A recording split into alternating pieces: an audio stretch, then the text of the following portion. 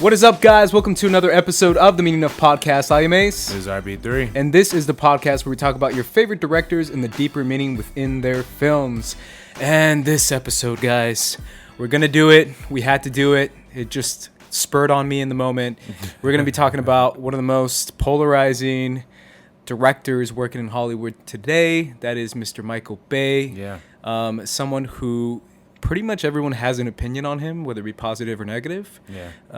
So we're going to get into that, and it's going to be a very different episode, I personally feel like it's going to be different. Yeah, I mean, I think this is the first episode where we're doing a director who we both kind of don't like, so this is... I was going to say, to balance things out, because I'm more on the negative side, we have super fan RB3 of Michael Bay. I'm not a super fan, but I am a fan of a lot of his movies. Okay. Like, a lot of them. There's 5 of them or 4 of them that I'm not too big of a... Yeah, we're going to get into it, and to be honest, it's gonna be interesting. We're gonna have an interesting conversation with RB3 and I, but to balance things out, we have calling in, or us calling him. Wait. Are you gonna spoil the surprise, or? Should we make it a surprise? Yeah, let's make it a surprise. Even though it's probably in the title. That's probably in the title. Yeah, it's probably in the title. Whatever. That's why I didn't want to make it a surprise. Yeah. It's up to you though. It's fine. Yeah, we'll save it, guys. You'll see. We'll save it. It'll be the first thing we do, so it doesn't even really. Are matter. you gonna put it in the title? I think I was, but I mean, it doesn't matter.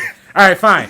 We thought it'll be good. I just wasn't sure because if it's in the title, it's not title. really a surprise. Yeah. I thought we could just be like, hey, guess what? We should call in Josh Macuga. No. We're calling in Josh Macuga. Yeah, to balance things out, we're gonna call in Josh Macuga, who's the Massive verified Bad Boys super fan, Bad Boys fan, Yeah, who's like probably the biggest flag bearer of Bad Boys and Bad Boys 2. Oh yeah, than anyone I've probably ever Bad met. Boys 2 more so. Probably too, Bad Boys he 2 loves more. Bad Boys as well. But either way, we have to balance out the conversation somehow, because I'm gonna go in, bro. I'm going in on Michael Bay. Yeah. Well, Whereas you're probably gonna be more like, hey, I maybe I can work with him in the future, and I'm like, I don't care. Yeah, doing entertainment, man. Doing entertainment. I know. But before we get into all that, guys, we're gonna read your comments from last week where we talked about Catherine Bigelow. So we're reading the YouTube comments. Okay. Once again, guys, if you guys are watching us on YouTube, feel free to leave us a comment. If you guys are listening on iTunes, go to YouTube and leave us a comment. I think that'd be nice, right, RB3? iTunes, YouTube, Podcast One as well. And we will be starting the Meaning of Podcast SoundCloud network really soon. So there you go, guys. You Yeah. have all these avenues. But either way, you can still join us on YouTube and leave a comment. It's the best way to connect with us, and we'll probably read it on the show, since we only have like 5 comments on last week's episode. Oh, gosh. Alan Patrick says, watch Near Dark on VHS in the late 80s. It blew me away. Yeah. There you Near go. Dark is great. Yeah, I mean, as I said last week, it's difficult to find that movie. Right. Vampires and all that. Carly Pateau says, Point Break. Yeah. Thank you, Carly. Yeah. Point Break. Hopefully not the 2015 one. Ooh, yeah. I think Mr. Tom has something to say about that movie. Bobby Gucci. Jai Prods says, Strange Days is so underrated. Yes. Strange Days is underrated. And for my first time watching it for last week's episode, I will agree it's underrated. And Gunslinger199 says, yes, definitely do Sam Raimi. Great and different movies. Yeah. And those are all the comments. Hey. No, I definitely want to do Sam Raimi. I talked to you about yeah. doing Sam Raimi, but I was just like, that's daunting. Yeah. Like, it's daunting to do it in like 2 days. Yeah. If we do a Sam Raimi one, there's a buddy in my fraternity who's like the biggest Sam Raimi fan. No way. So yeah, we gotta consider having him on. Oh yeah, I mean, I definitely want to have that door open to have people who are more super fans. That's kind of why we're bringing in Josh Macuga. Oh yeah, this was your idea. Yeah. Because to be honest, like I said before, I'm gonna really tell you why I don't care for Michael Bay. And I think that's fine. I think it's an interesting conversation to have on a director that you're not necessarily positive on all his works, right? Because I don't think anyone's gonna question Michael Bay's technical ability. Yeah. I just feel like when people say, does Michael Bay, that's one of the questions I had in my notes, and that's actually a question that I'm going to start out with. Let's get right into it.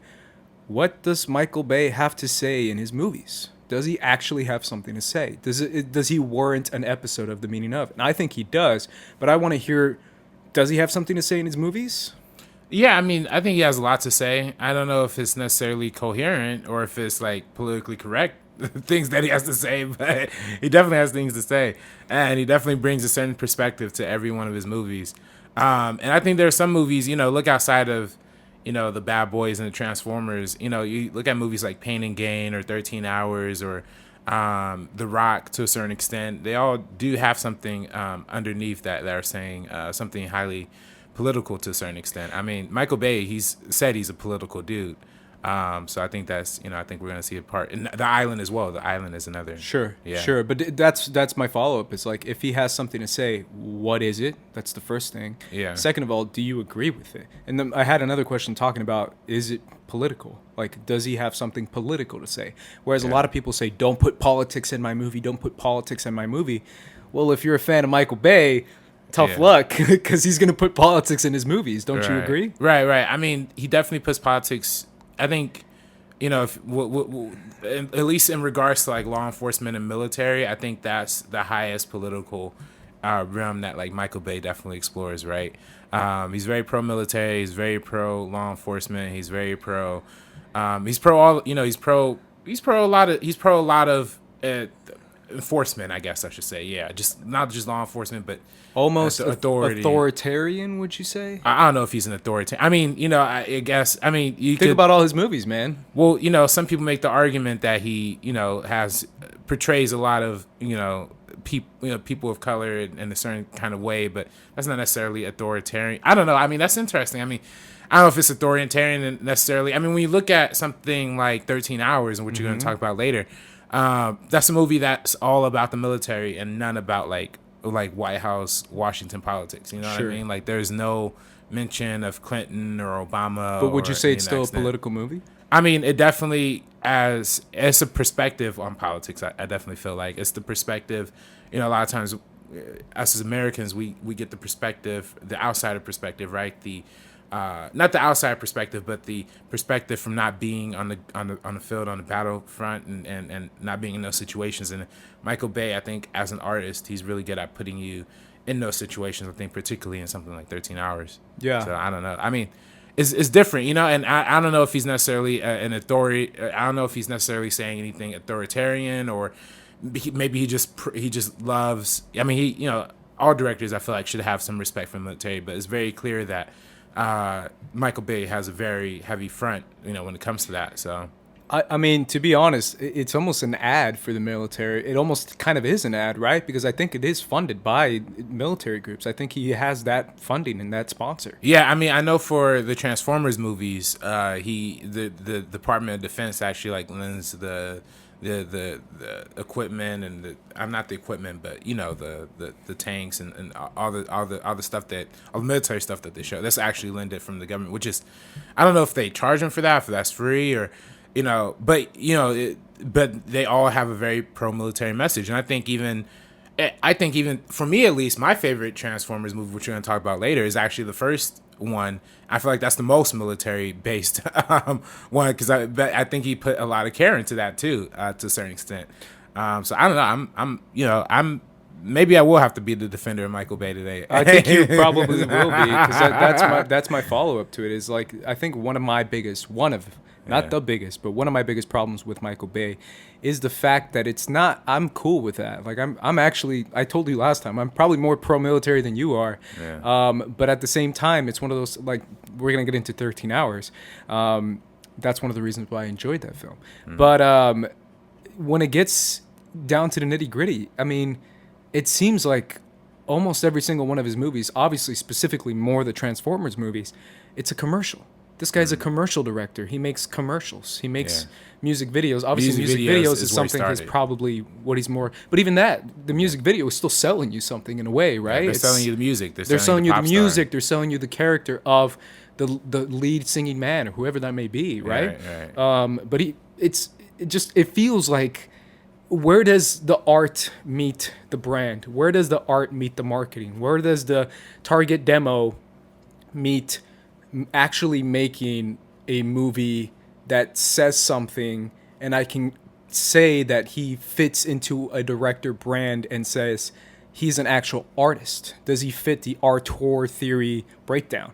of what he is, or is he just a commercial director selling you a product in every single one of his movies, whether the product may be the military or the police force, whatever it may be. I don't know. Transformers toys. Or Transformers toys, right? Or it doesn't necessarily have to be the most blatant, like, Bud Light thing, which happens in Transformers. Because everyone's like, yeah, that. But even, like we talked about before, even the military, the police, like, I feel like it's so difficult. And I know it's controversial to say that, but it's so difficult where can he be an actual artist?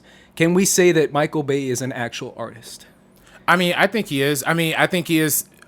For the fact of, you mentioned auteur, the whole idea of the auteur theory is that you're unique, right? Like you have a voice that is original, right? And I definitely think that Michael Bay, of all directors, almost to a certain extent, is probably the most unique in his style, right? Like he can very clearly delineate what's a Michael Bay movie and what's not a Michael Bay movie. It's almost a genre within itself, right? Right, exactly. I know the YouTuber Every Frame of Painting. They did a video called Bayhem, right? And he did a video. Tony, who's Every Frame of Painting, he did a video called Bayhem, right? Which is the whole idea of the Michael Bay subgenre, the Bayhem, right? Which is the style that he derives from coming from music videos, right? He highly stylized, highly contrasted, highly contrast lighting, highly saturated images, very dynamic movement within the camera, within the frame, within the editing. He's very much a director who cares a lot about the way things look and the way things move within the film. That's why his films always feel so high paced, because there's always a dynamic thing to it. And that's not, I think that's to a certain extent, that's artistry in and of itself, right? Sure. Like, because when you go back and you study the history of film, a lot of the original film writers and theorists, the whole idea that they had of film is a uniquely original medium, right? And what made film a unique medium is the movement. Because when you have visual movement, at least, right? Like, because when you have something like art, art or a painting or a statue is static, is not moving. You know what I mean? When you have something like music, you hear it. But what's supposed to make film in and of itself different is the fact that there's motion, right? It's continuity, is you're seeing things moving. He just takes that and cramps it up to 11. I was gonna say the exact same thing, dude. Because I was like, yeah, that's true, but he just takes it and he's like, every other second there's a cut. And I'm like, oh my god, for someone personally, I'm being very personal in this conversation. I adore movies, and I mean adore. Like, literally, my favorite movie of last year, A Ghost Story, is the most static camera movements I've ever. It's so static. Like, I love long, lingering takes. Like, I adore that. I'm a weird guy who likes that stuff. And when everyone's like, come on, let's go, let's cut. And for me, it's like, I love, like, the camera's just moving this much. So maybe that's why, another reason why I don't like Michael Bay's crazy, frantic, over-the-top editing that he does. Because I really do feel like there is art to slow moving, to pacing, to taking your time to develop a scene with that certain character. I think it gives more opportunity for a character to say something without saying a word. That's just me personally, when the camera moves less or when there's less cutting. That's my take. Right. I mean, we talked about Michael Bay before in our episode about blockbuster cinema, right? And how his influence. I mean, we talked about J.J. Abrams a couple of weeks. Really, J.J., to a certain extent, is almost like a pullback like Michael Bay. You know what I mean? Like, in terms of the hyperkinetic style, right? In terms of the high saturation, the fast movement in the camera. He restrains it a lot more than I feel like Michael Bay does. But that's also cut from the same milk. Zack Snyder, another director who we covered, both Zack Snyder and Michael Bay actually went to the same college too. And they're both very highly stylized voices, and I think Michael Bay is a big contributor to that. I mean, I think without Michael Bay, we wouldn't see people like Zack Snyder. We wouldn't see people like J.J. Abrams. I was gonna make that comparison, but I was gonna counter it with some points that make J.J. look better than Michael Bay. Right. No, I mean, no doubt, J.J. Abrams is the better director. Sure. You know what I mean? But I think that's when it gets to story and to plot and to characters. Yeah. Is when Michael Bay takes a giant nosedive. Because when it comes to visuals and when it comes to technicality, I feel like there's very few people who can compete with him. right? I mean, he's good at what he does visually. Mm-hmm. Everything else for me just goes super downhill, and even the visuals for me are kind of frustrating. Yeah, I mean, I have a lot to say because I mean the framing too. His framing is very specific, and it's telling you something, even when the dialogue isn't telling you something. I was gonna say it later, but I'm probably gonna mention this series quite a bit, but I highly recommend everyone who's listening check out the Lindsay Ellis Michael Bay analysis that she does. She does like a 10 video breakdown on Transformers movies and Michael Bay, because it's not just Transformers, but it's also what Michael Bay is saying throughout his movies. And she breaks down different theories that he tackles in every single one of them. And it's a very interesting point because it answers my first question. Does he have something to say? The answer is yes. Now, everything that he's saying is kind of crazy. And it's very, very like, it's incredibly interesting what those videos do. And I highly recommend everyone watches them. But one of them for me was the fact that he tells you something, but with the camera, he's kind of telling you to ignore everything that he just told you as far as the characters go. And she talks about that a lot with the first Transformers and Michaela's character, Megan Fox, because she famously left. She famously didn't want to do it. After the first two. Yeah, like she did the first two, and then she was like, I'm out. I'm not doing this one again. So there's definitely a lot to get into. And we had a conversation beforehand talking about what's his first movie, because we're all like, I don't know, what's his first movie? I thought you knew. Yeah. And I think it's Bad Boys and Bad Boys 2. Yeah, Bad Boys. I think there's movies in between Bad Boys and Bad Boys 2. But so he did a lot of music videos. If you go on his IMDb page like we are right now, his IMDb page is filled with music videos, video short on a variety of different artists. Genres, obviously one specific, like usually type of genre. It's rock music. Yep. Yeah. A lot of Meatloaf. Shout out to Meatloaf. Yeah, shout out to Meatloaf. And that's funny. Again, we talk about these directors and how it all kind of comes back, right? Like David Fincher, our very first episode. That's true.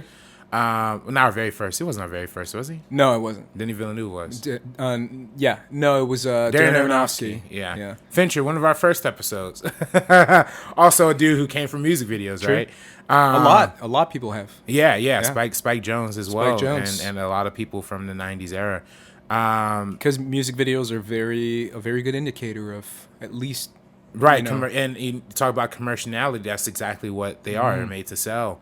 And if you're a director who knows how to sell, and also the whole thing of music videos is the ability they're like short films, right? Like you could tell a story within 3 to 4 minutes.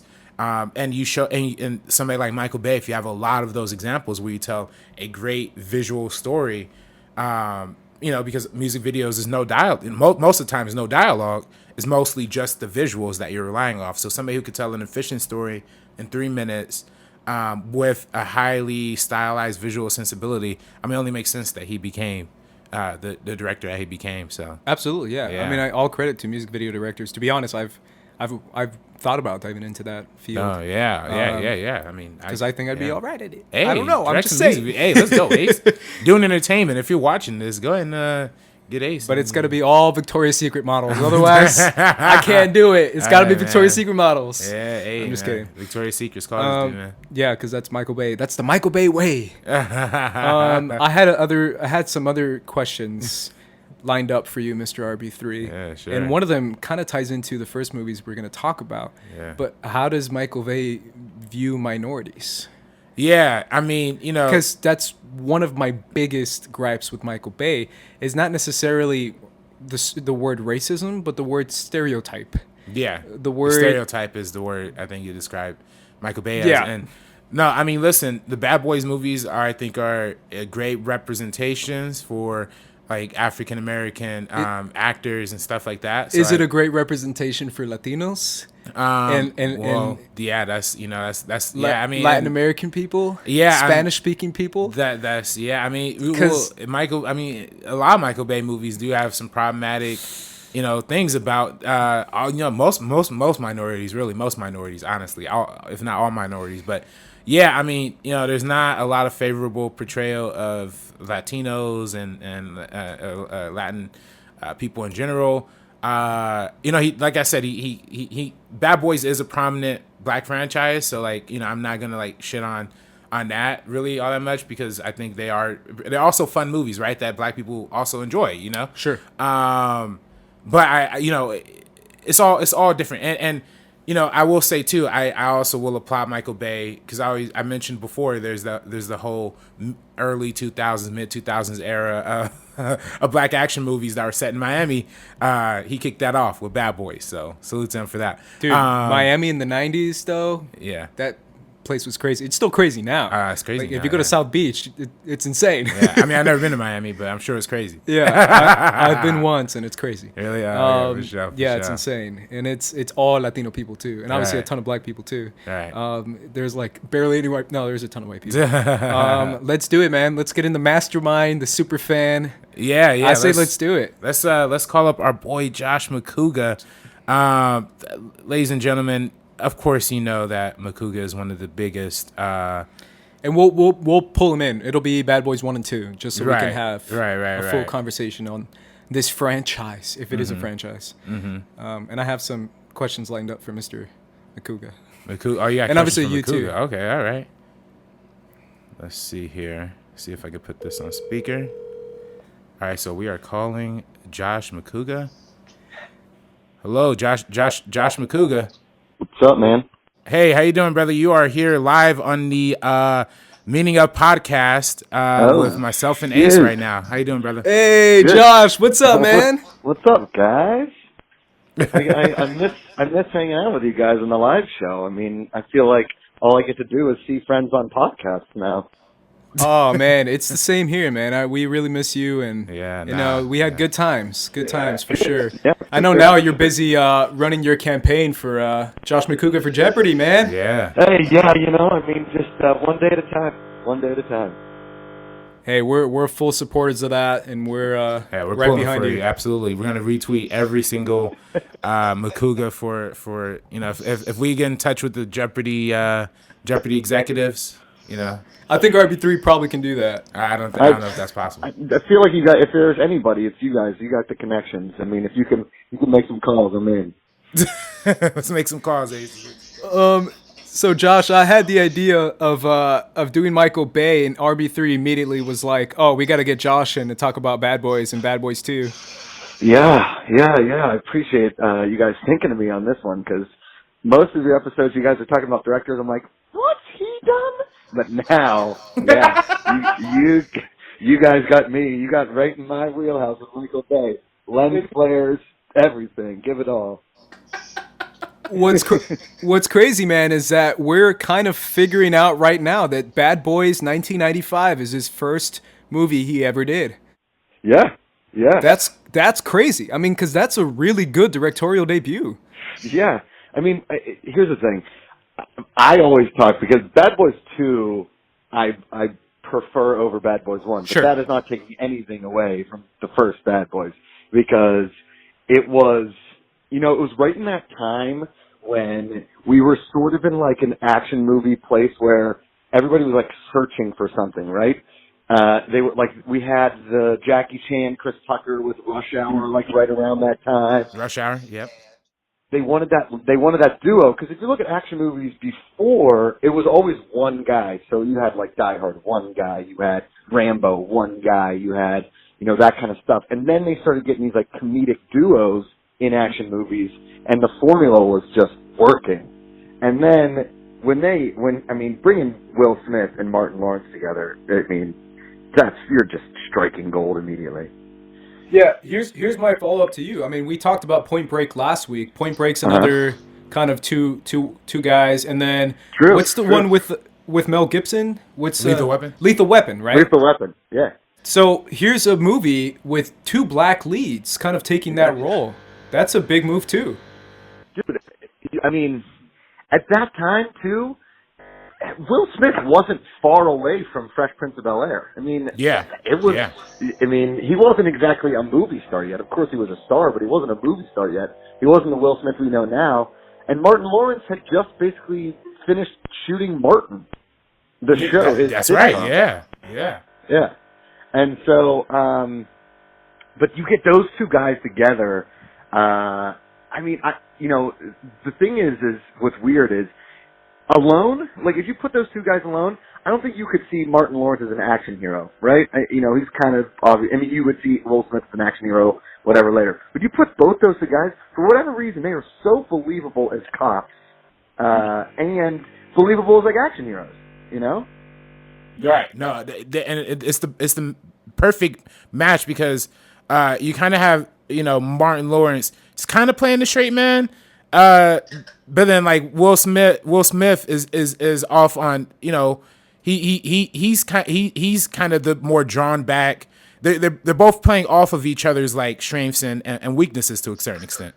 I mean, Martin Lawrence is a married man. You know what I mean? As the kind of like in the first Bad Boys, he's just. He is. He's like the straight man. He's the nerd. He's the dork kind of situation. And Mike Lowry. I mean, let's be honest. First of all, to answer your phone, "This is Lowry, you hot," is the greatest way anybody's ever answered a phone in the history of movies. I don't think there's an argument as to any other way to answer a phone other than "This is Lowry, you hot." I mean, I was answering my college cell phone, my first cell phone, when my brother was calling, like, "This is Lowry, you hot." I mean, I loved Will Smith's character. I love Will Smith's character in the Bad Boys movie. I mean, he's perfect. He's perfect. Yeah, and this is I believe it's before Independence Day, so this is kind of what launched him into stardom. Yeah. I mean, in Bad Boys, right, there are two, I think in Bad Boys 2, there's, obviously they ramped up the action, right? But in Bad Boys, they have that fight in the club bathroom, and it's basically Martin Lawrence in that fight. That is one of the best fight scenes in an action movie you will see from a guy that isn't like a martial artist. He's not, the dudes in the Raid or anything like that. He's not Jackie Chan. That is legitimately just a sick fight sequence in a club bathroom. It's awesome.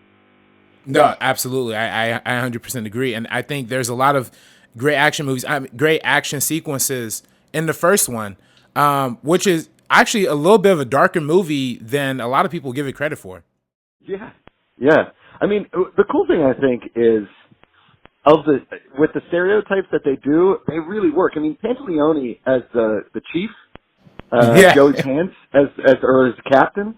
He's he plays that yelling captain just like in Last Action Hero. He plays it so well, but he also plays it super believable. But also in the first Bad Boys, you're dealing with like kidnapping, murder, rape, theft. I mean, all of that. I mean, it's a gritty action movie. There are very funny parts, but it's pretty much a gritty action movie. When you get to Bad Boys 2, you're looking at like everything. It's basically a comedy. I mean, it's a comedy. It is. There's like 9 action sequences in that movie that were the budget of every independent movie in 2017. It's like. I mean, Dan Marino makes a cameo. It's just amazing. It's amazing. Yeah. Before we move on to Bad Boys 2, I want to talk a little bit more about the first one. Now, what is it about the first one that stands out to you in this world of like buddy cop comedy type movies?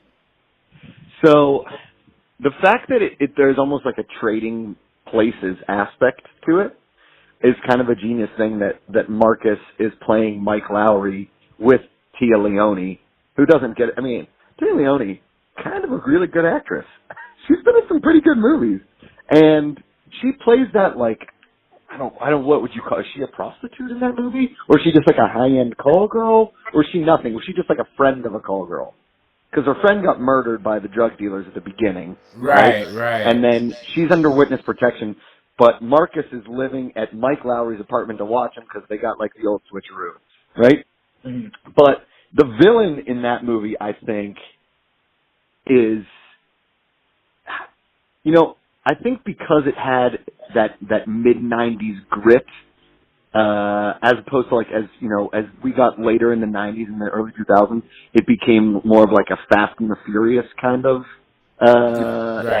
like theme, right? Where it was more flashy and everything. Whereas Bad Boys the first Bad Boys is, that's a gritty action movie. It's really well done. And it's, Michael Bay was actually writing good dialogue back then.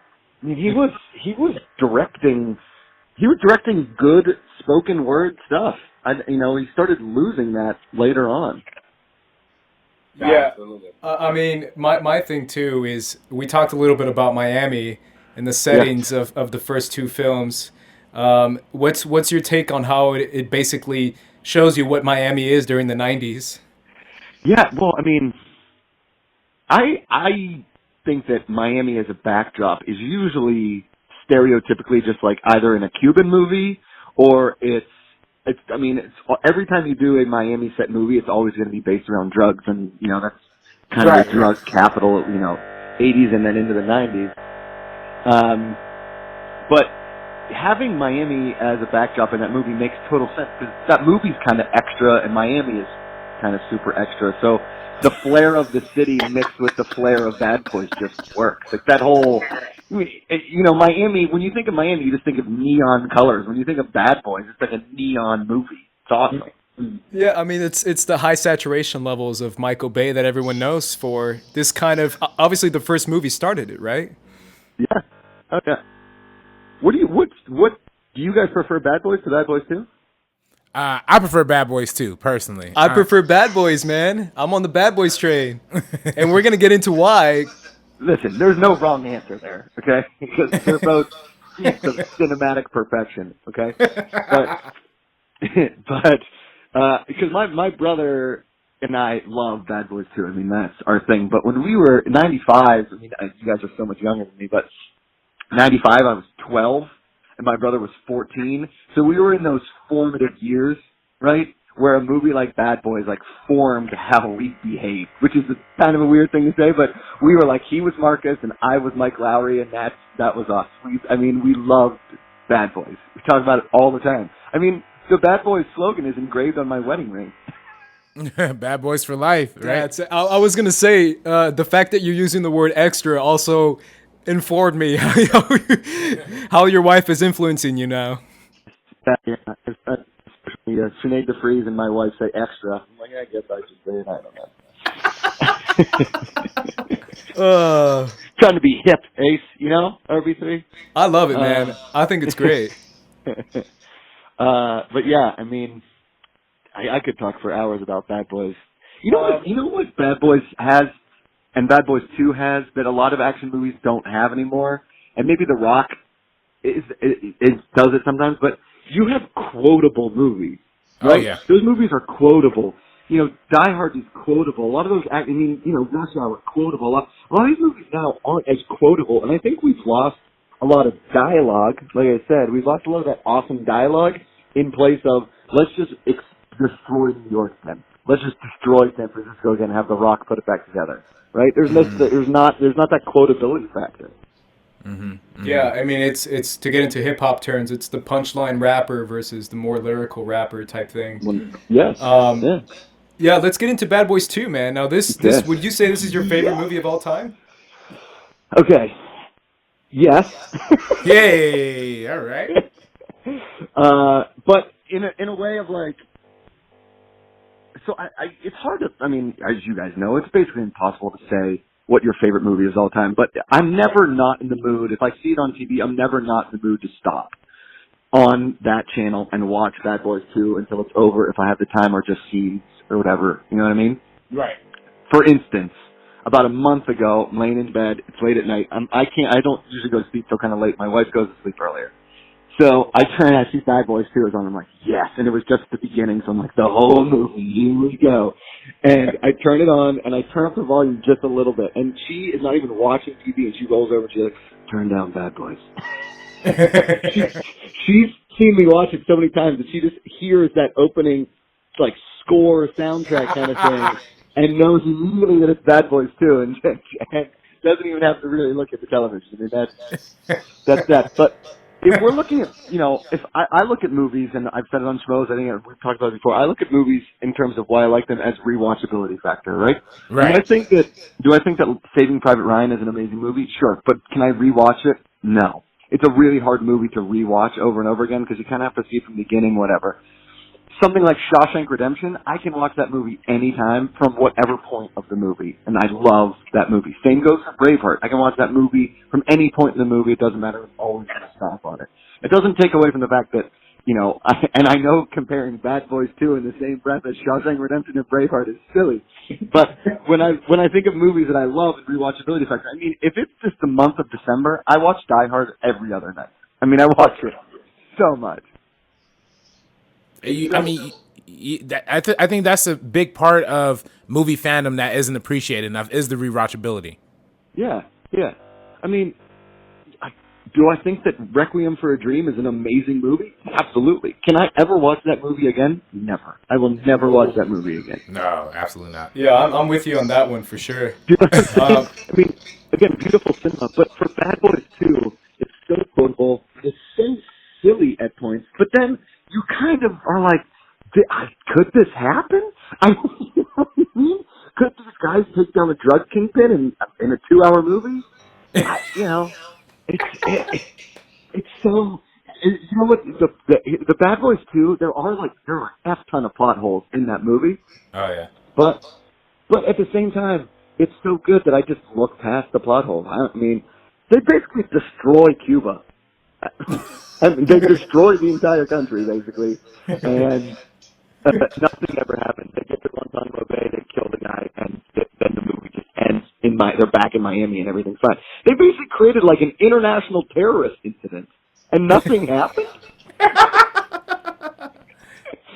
I don't care because it's so good. It's so good. Well, here's my thing, man. I gotta be honest. You said 2-hour movie. This movie is long. This movie's 2.5 hours. Okay. I mean, this movie, the third act in Cuba, that's like a 35-minute act.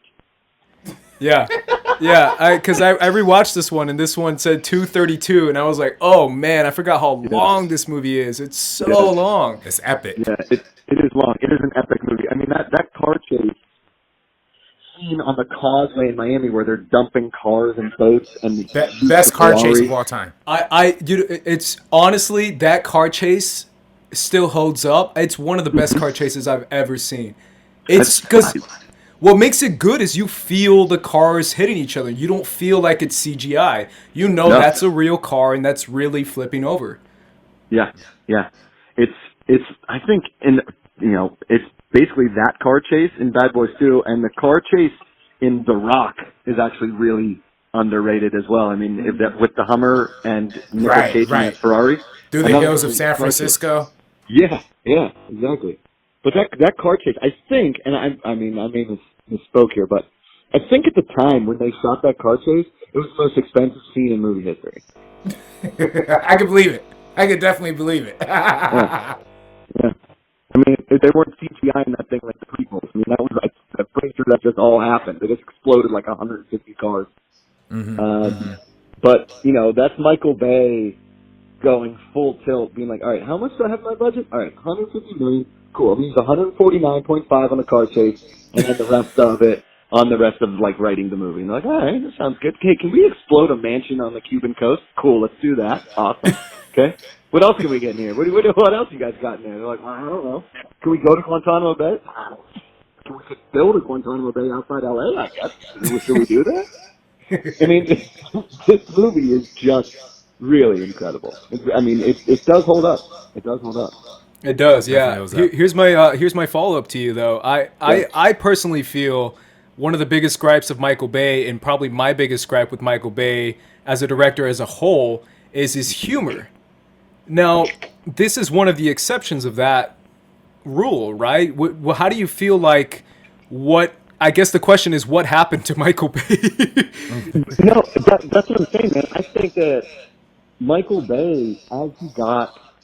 Okay, this is like a terrible comparison, but let's just say you're a rock star and you have some number one hits, but then you signed a contract and you have to make 6 more albums, and so you just go into the studio and record the album in a week and it's all crap, but you had to do the album. I think that a lot of times Michael Bay has just taken shortcuts instead of trying to recreate that magic from Bad Boys or Bad Boys 2. Because you're right, a lot of times when he's writing, if he's writing, Latin, or if he's writing black characters, or if he's writing black characters in the white movies, he's kind of offensive sometimes. He's definitely terrible at writing female dialogue. I mean, we all know that. But for some reason, I think because you got Martin Lawrence and Will Smith together, who are genius actors, comedians, whatever. They were able to kind of take his dialogue to another level, and that's something that a lot of actors can't do. That's why writers are so important. Right. No, absolutely. And I think, and I think that's, me and Ace were kind of talking about that a little bit before. And I think that's ultimately where I fall in the Bad Boys franchise. I think that, a lot of times Michael Bay isn't like politically correct or isn't, the best, with stereotypes. But I think this movie, the stereotypes, like you said, it kind of adds to it to a certain extent, but it's not it's not overbearing. You know what I mean? Like they still feel like real characters. For sure. And that's the fun part. I mean, I don't think police work looks like Bad Boys. I'm not, I don't think that cops in Miami are doing Bad Boys type stuff all the time. Right. But he directed it and wrote it so much so that I'm like, I mean, maybe they do that. We went to Miami for the Orange Bowl in 2006, and the entire time, Ben and I just quoted Bad Boys and Bad Boys 2, the entire time. It got to the point where we were annoying everybody, but we'd see a cop and be like, you guys like Bad Boys? And they're like, get out of here. Don't talk to us. But yeah, there is really something kind of just organically awesome about the whole Bad Boys franchise. Yeah, I was talking to RB3 beforehand. He just mentioned it. The fact that, that's one of Michael Bay's biggest criticisms is the fact that every character that's not white is kind of a stereotype. We see that in the Transformers movies, and we even see that a little bit in the Bad Boys movies, because RB3 was saying, he's like, hey man, it makes black people look good, and I was like, does it make Latin people look good? I don't know. I guess you kind of have to pick your battles. Like, I don't know if you can make everybody look good. I'm with you though, Ace. I mean, does it? I don't. I mean, does Goodfellas make Italian people look good? No. But that's a good point. Yeah. But yeah, I'm with you on that. I mean, this is going to sound kind of dark, but I've always been surprised that in all of this Me Too movement, with everybody kind of exposing sexual harassment, that Michael Bay was never accused of something in this whole thing. Yeah, dude. Yeah, same. I mean, he seems like the kind of, what's funny, Josh, is I have his IMDb pulled up, and when I look up Bad Boys, the first picture of Michael Bay is him with a jean jacket and no shirt on, and a camera in his hand. This is real. That is a look. Yeah, I'm going to show RB3 right now. Yeah. Did you see that Robot Chicken where Michael Bay goes into like the executive's office and he like throws his, I don't know, it's so good. Okay, I gotta look that up. Yeah, it's Michael Bay Robot Chicken is an amazing sketch. Okay. But no, that's interesting because I heard, I don't know if it's true, but I heard that, for Transformers at least, they have Megan Fox audition by like washing Michael Bay's car. I don't know, is that? That sounds, that sounds casting couchish. I don't know. That's brutal. I just don't, but hey, listen, if he's clear of all that stuff, more power to him, man, because that's weird. You know what's funny is, so when I first moved to LA, I was bartending at this hotel bar, and he would come in, and he's awesome. He tipped well. He spent a lot of money. He was a good dude, and he probably came in like 4 or 5 times in the time that I worked at this bar. And the last time that he came in, I was like, I've seen him so many times. I feel like he knows me. I'm just gonna say something to him. And so I went up to him and I said, I'm just a huge Bad Boys fan. And he was like, great. And then he just like went back to talking to somebody. He was like, Parts. Like, man, I blew it. Well, fanboys. That's my thing, Josh. It's like, have you heard? Because I've heard the horror stories of Michael Bay on set. The guy's insane. My buddy was a PA on Transformers. I think the second one, just for a short time, for like 2 days, and he was like, "Dude, Michael Bay is insane. All he does is scream at people and like just completely destroy them."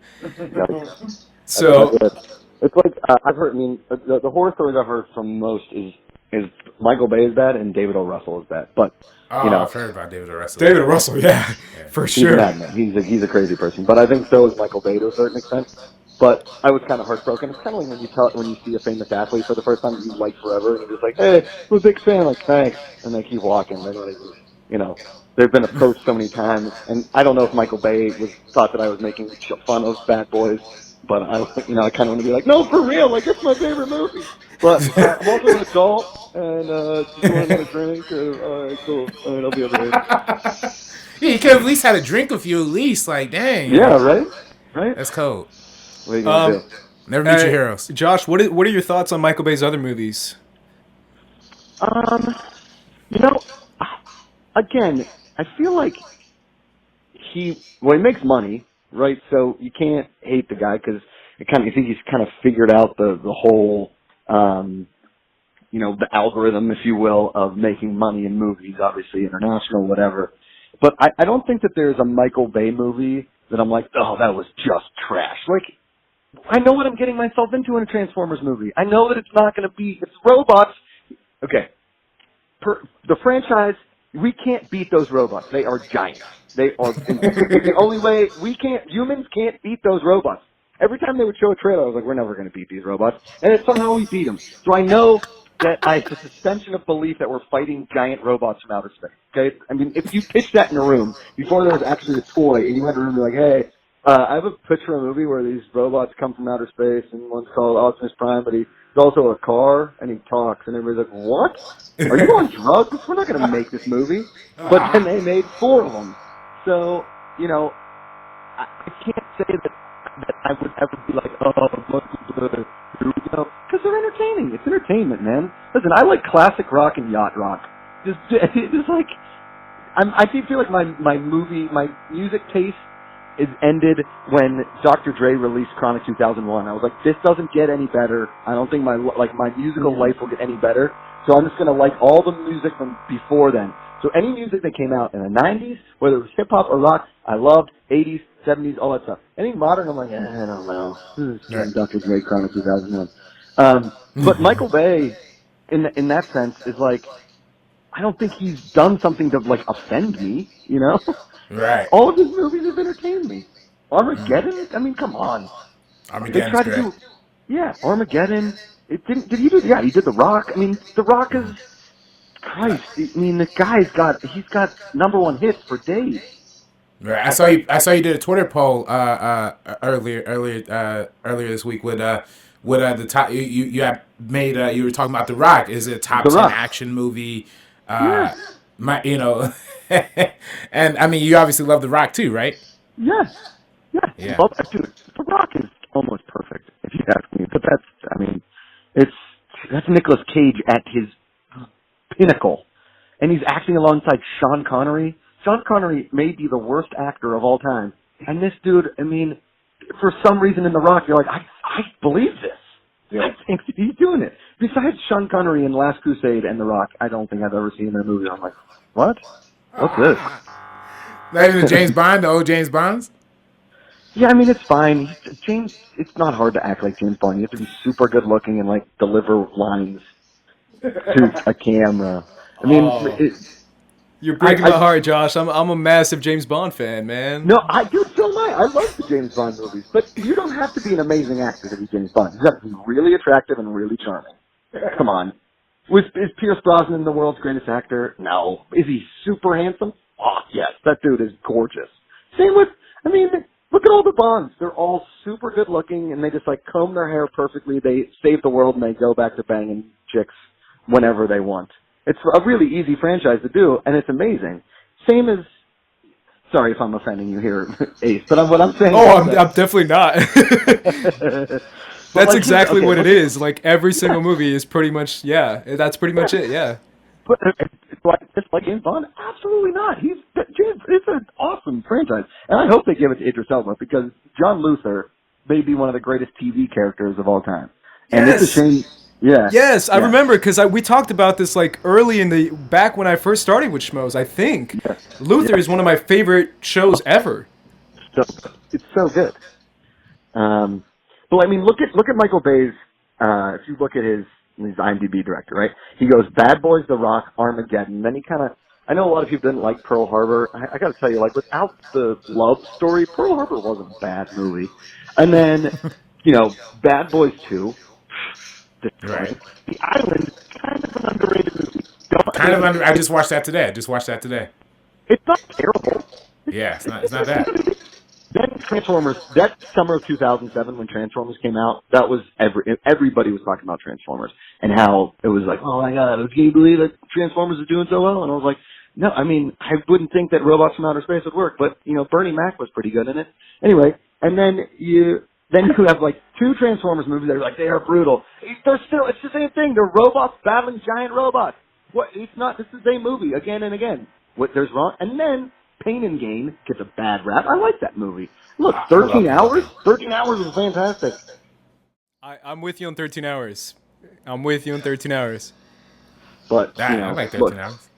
If you look at his first 3 movies, Bad Boys, The Rock, Armageddon, I mean, that's like Michael Jackson Thriller right there when you're looking at singles. I mean, just number one, not even a thought. Yeah, those are money movies. Yeah. Jeez, I mean, I'm so glad we called you, man, because I was tearing apart Michael Bay before we called you. I was just destroying him, and then we're like, we got to balance things out. We got to call in someone who actually likes some Michael Bay movies. You guys know me. I'm popcorn. I'm just give me explosions and funny dialogue with Will Smith and Martin Lawrence, and I am. Yeah, and he's the ultimate popcorn director for sure. Yeah, the fact that they kept the last 2 years, they're like, oh, they're going to get so-and-so to direct the Bad Boys, so-and-so to direct the Bad Boys. I'm thinking to myself, why in the world isn't Michael Bay direct? Why would they do anybody else? Why would they even think about it? Yeah. That's a really good point. It's really upset. I even remember, like, when they announced the third one, because I think they announced the guy who's the guy? I don't know. Joe Carnahan. Yeah. And then which he dropped out. Oh, he dropped out? Yeah, that's my follow-up, Josh. Is this movie going to happen, Bad Boys 3? I mean, I don't think so. I think it's becoming the thing of like, will the band ever get back together? You know what I mean? It seems like it's impossible that this is going to happen. Look, Bad Boys 4 announced. It's Bad Boys for Life announced, but there's nothing. It's not even in pre-production. Nothing. I'm looking at Will Smith's IMDb right now. It just says announced. You can announce whatever you want. Hey, I'm announcing that I like hot dogs. I announced it. Doesn't matter. It doesn't mean that I'm going to be in a movie called The Hot Dog 3. It's just they announced it. For whatever reason, Michael Bay doesn't want to direct this, and I don't know why. Yeah, I'm with you. I don't think he wants to direct it, and I don't know if Will Smith wants to be back. I mean, I'm sure Martin Lawrence is like he just sitting on chomping the couch. at the bit. Yeah, he's so excited. He's just hanging out at the Comedy Store on Thursday nights. I mean, I don't know what he's doing, but he's definitely not acting in anything. I mean, it's shocking to me with all the TV content out there. I mean, Netflix is giving a series to everybody at this point. How is Martin, like a reunion of Martin, not happening? Ooh, that'd be high. I grew up on Martin and Fresh Prince. So, when you made that, I guess I never made that connection, but yeah, that is coming off of both of their TV shows and both pretty popular TV shows at the time. I dated a girl in college named Gina, simply so I could just say, damn, Gina, when she would come in the room. I swear to God, she was fine. She wasn't like the love of my life, but I think I fell in love with her because her name was Gina. And my brother, as soon as I started dating her, was like, damn, Gina. I was like, I know. That's the whole reason I'm here. It's just so I can say, damn, Gina. But yeah. Yeah. Josh, thank you so much for thank you. accepting this. When RB3 told me to ask you, I was like, Josh is busy, man. Josh is important. We can't get someone that big on the show. But sure enough, you received our call. If you guys talk Bad Boys 2, it's like every time a bell rings, an angel gets his wing. Every time I hear somebody talking about Bad Boys 2, I will gladly tune in. Thank you so much, Josh. We appreciate it. You got it, boys. See you soon. All right, see you, man. All right. Awesome. Perfect. Yeah, Great. we have had Josh Macuga. Ladies and gentlemen, let's give a round of applause for Mr. Macuga. I'm gonna add in the clap sound effects. That's perfect, man.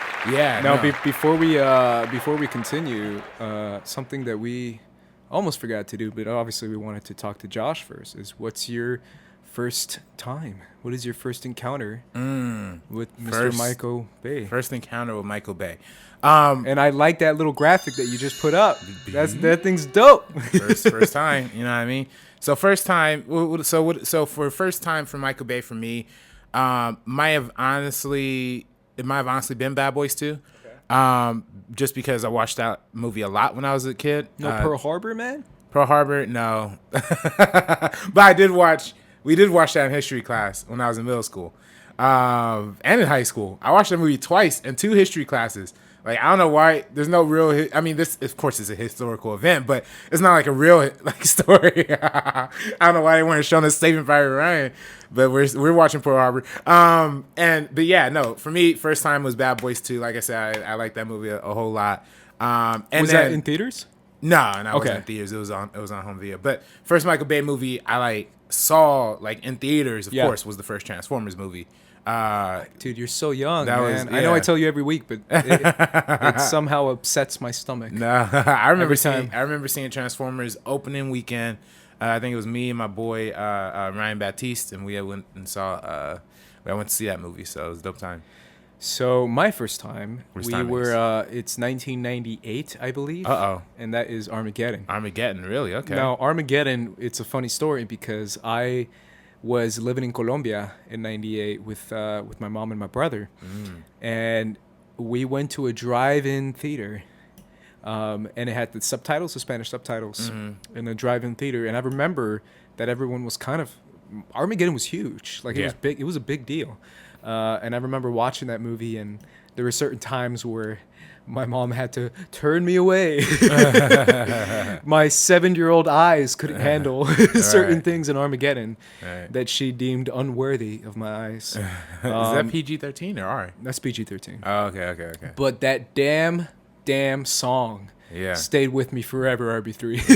Yeah. Like, it legitimately, I remember, like, even as a kid, like, it got stuck in my head and stuck in my heart, RB3. Steven Tyler, man, killing it with those the tracks here. And I never saw Animal Crackers the same way again.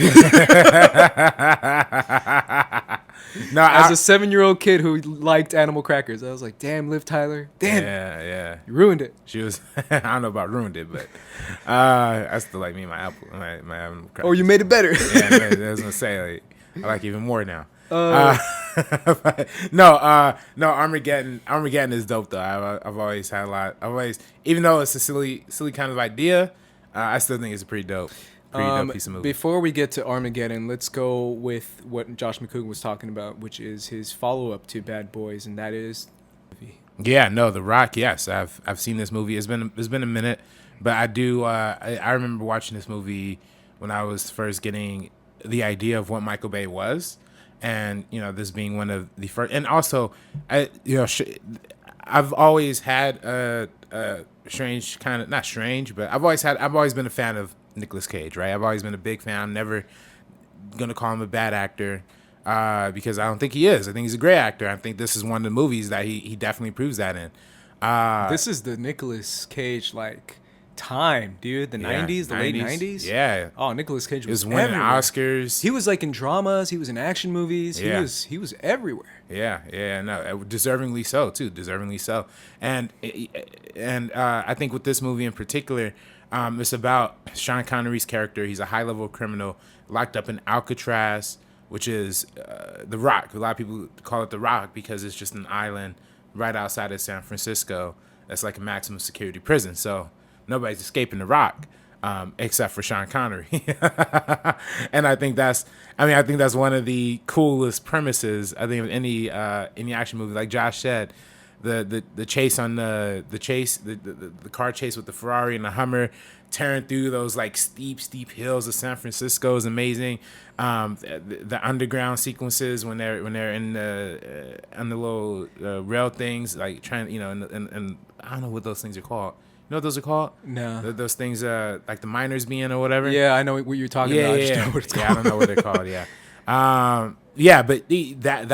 But those moments. I think overall, this movie, The Rock, is just a fun action movie, while also being, I feel like, a kind of interesting commentary on, not necessarily commentary, but at least addressing what the idea of prison is, right? And how some people will go to the maximum extremes to like break out, right? Sure.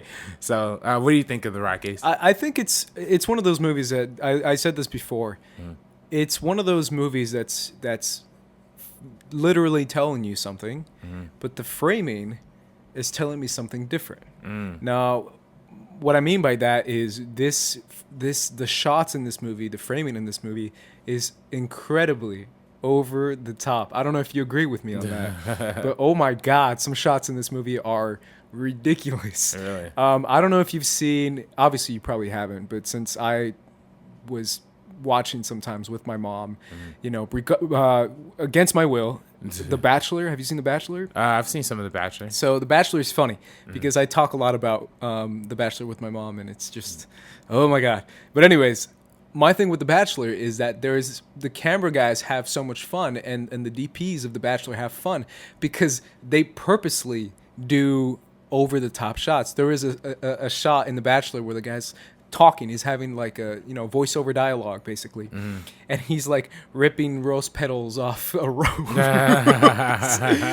And he's talking about, he's like, I thought she was the love of my life, and my mom is watching it like very intently, like very this, like a single tear rolling down her face, and I'm watching it like, this is insane.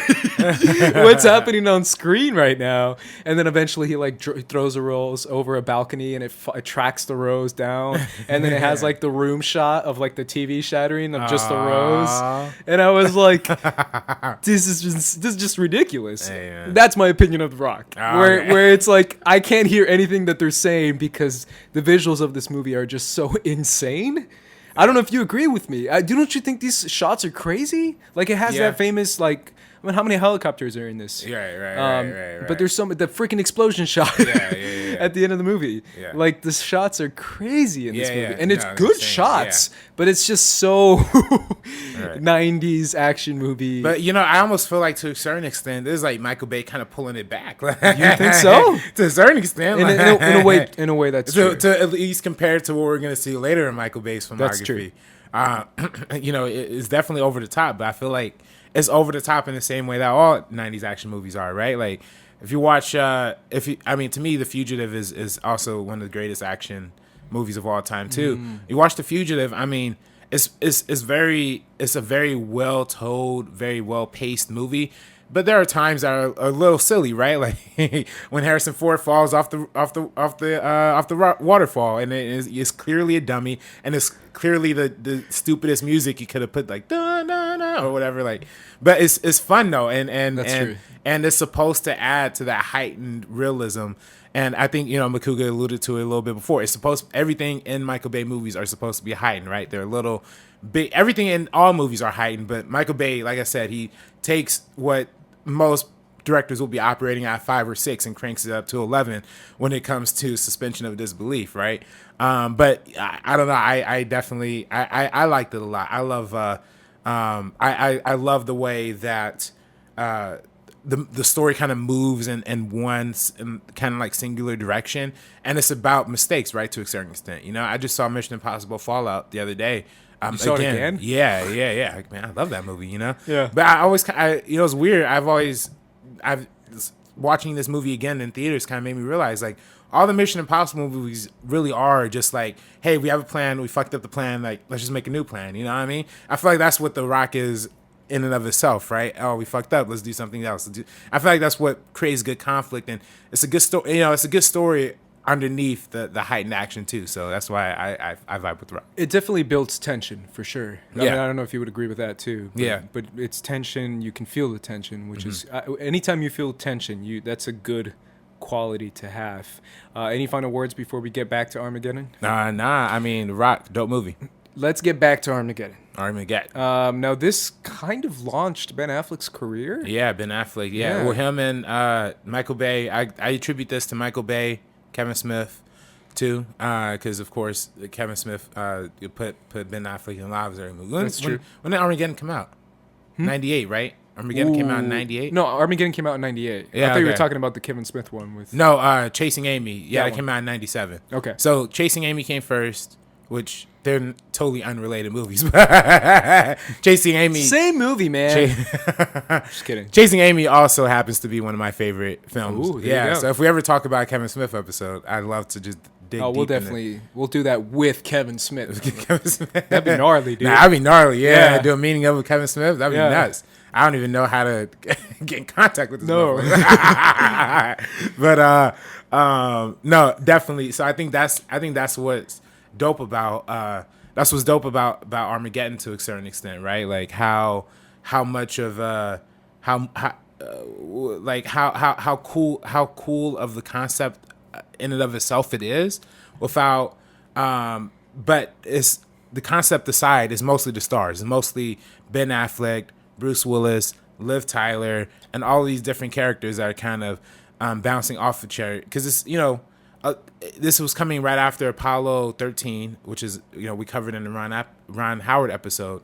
That movie came out in 95. This comes out in 98, and it's all about that movie's all about the seriousness of being astronauts. This movie just kind of takes astronauts or space travel and just kind of throws out the window for the idea of bringing truck drivers or oil drillers to stop a meteorite. I was gonna say suspension of disbelief reached an all-time high with this movie. It's like we can't teach these professional astronauts who are super well studied and learn everything how to do it. It has to be that guy. Well, that's the funny quote, right? Did you hear that whole thing? If you listen to the Armageddon commentary with Ben Affleck, yes, that's why I was laughing when you first mentioned Ben Affleck, because I was thinking about the commentary he did. Oh my gosh, it's the best. So good. No, because he's just trashing the movie. yeah. It's always funny when you hear the actors talk about Michael Bay, because I was listening to T.J. Miller. I've seen that too. Kind of talking about this dude. He said something nuts, like he was just like he's a madman telling you get out of the way of his shot or whatever. Like, it's just so funny that all these actors have these opinions on Michael Bay, but yet he seems to draw in the biggest talent in the world. Yeah, I mean, I kind of want to mention that now that you brought it up, the story that my friend said. So my friend had a story he worked on. He was a PA on one of the Transformers ones for like a day or two. And he told me that Michael Bay is insane, first of all. And he told me that while some guy was took a seat on like a stool or something. And Michael Bay's just running around the set, and he like turns to the guy and says, "You're fired." And he just walks away. and apparently, like, you have to be like, never look him in the eye. You always have to be moving. You can't be standing still or sitting down. If you're sitting down, you'll be fired. And afterwards, a producer took him aside and was like, "By the way, you just fired our catering guy. You can't do that. We're going to rehire him." And he's like, "Oh, that's fine, whatever." But basically, he was telling me how, like, he likes to be behind the camera. That's the one thing he told me, too. And that's something that Michael Bay, like, cam op is what I mean. And the fact that he's absolutely insane and will fire you if you look him in the eye, or if you're not doing something, if you're sitting down or something like that. Which is funny. If you're ever a PA on a movie, you'll know that 90% of your job is just standing there and doing nothing. If you're a PA on a movie, that's true. That's very true. But if you're a PA on a movie, I was talking to my mom about it, because I was explaining how much, like, I'm like, "Mom, you don't get it. It's slavery." Yeah, it is. Being a PA is you're a slave. That's essentially what you are. Yeah. And you don't sit. Yeah, that's one thing I learned very quickly. Yeah. I never took a seat in like a 13-hour. That's why I'm saying day. You stand there and do nothing. Like, and I was like, "Oh my God, my feet hurt." Yeah.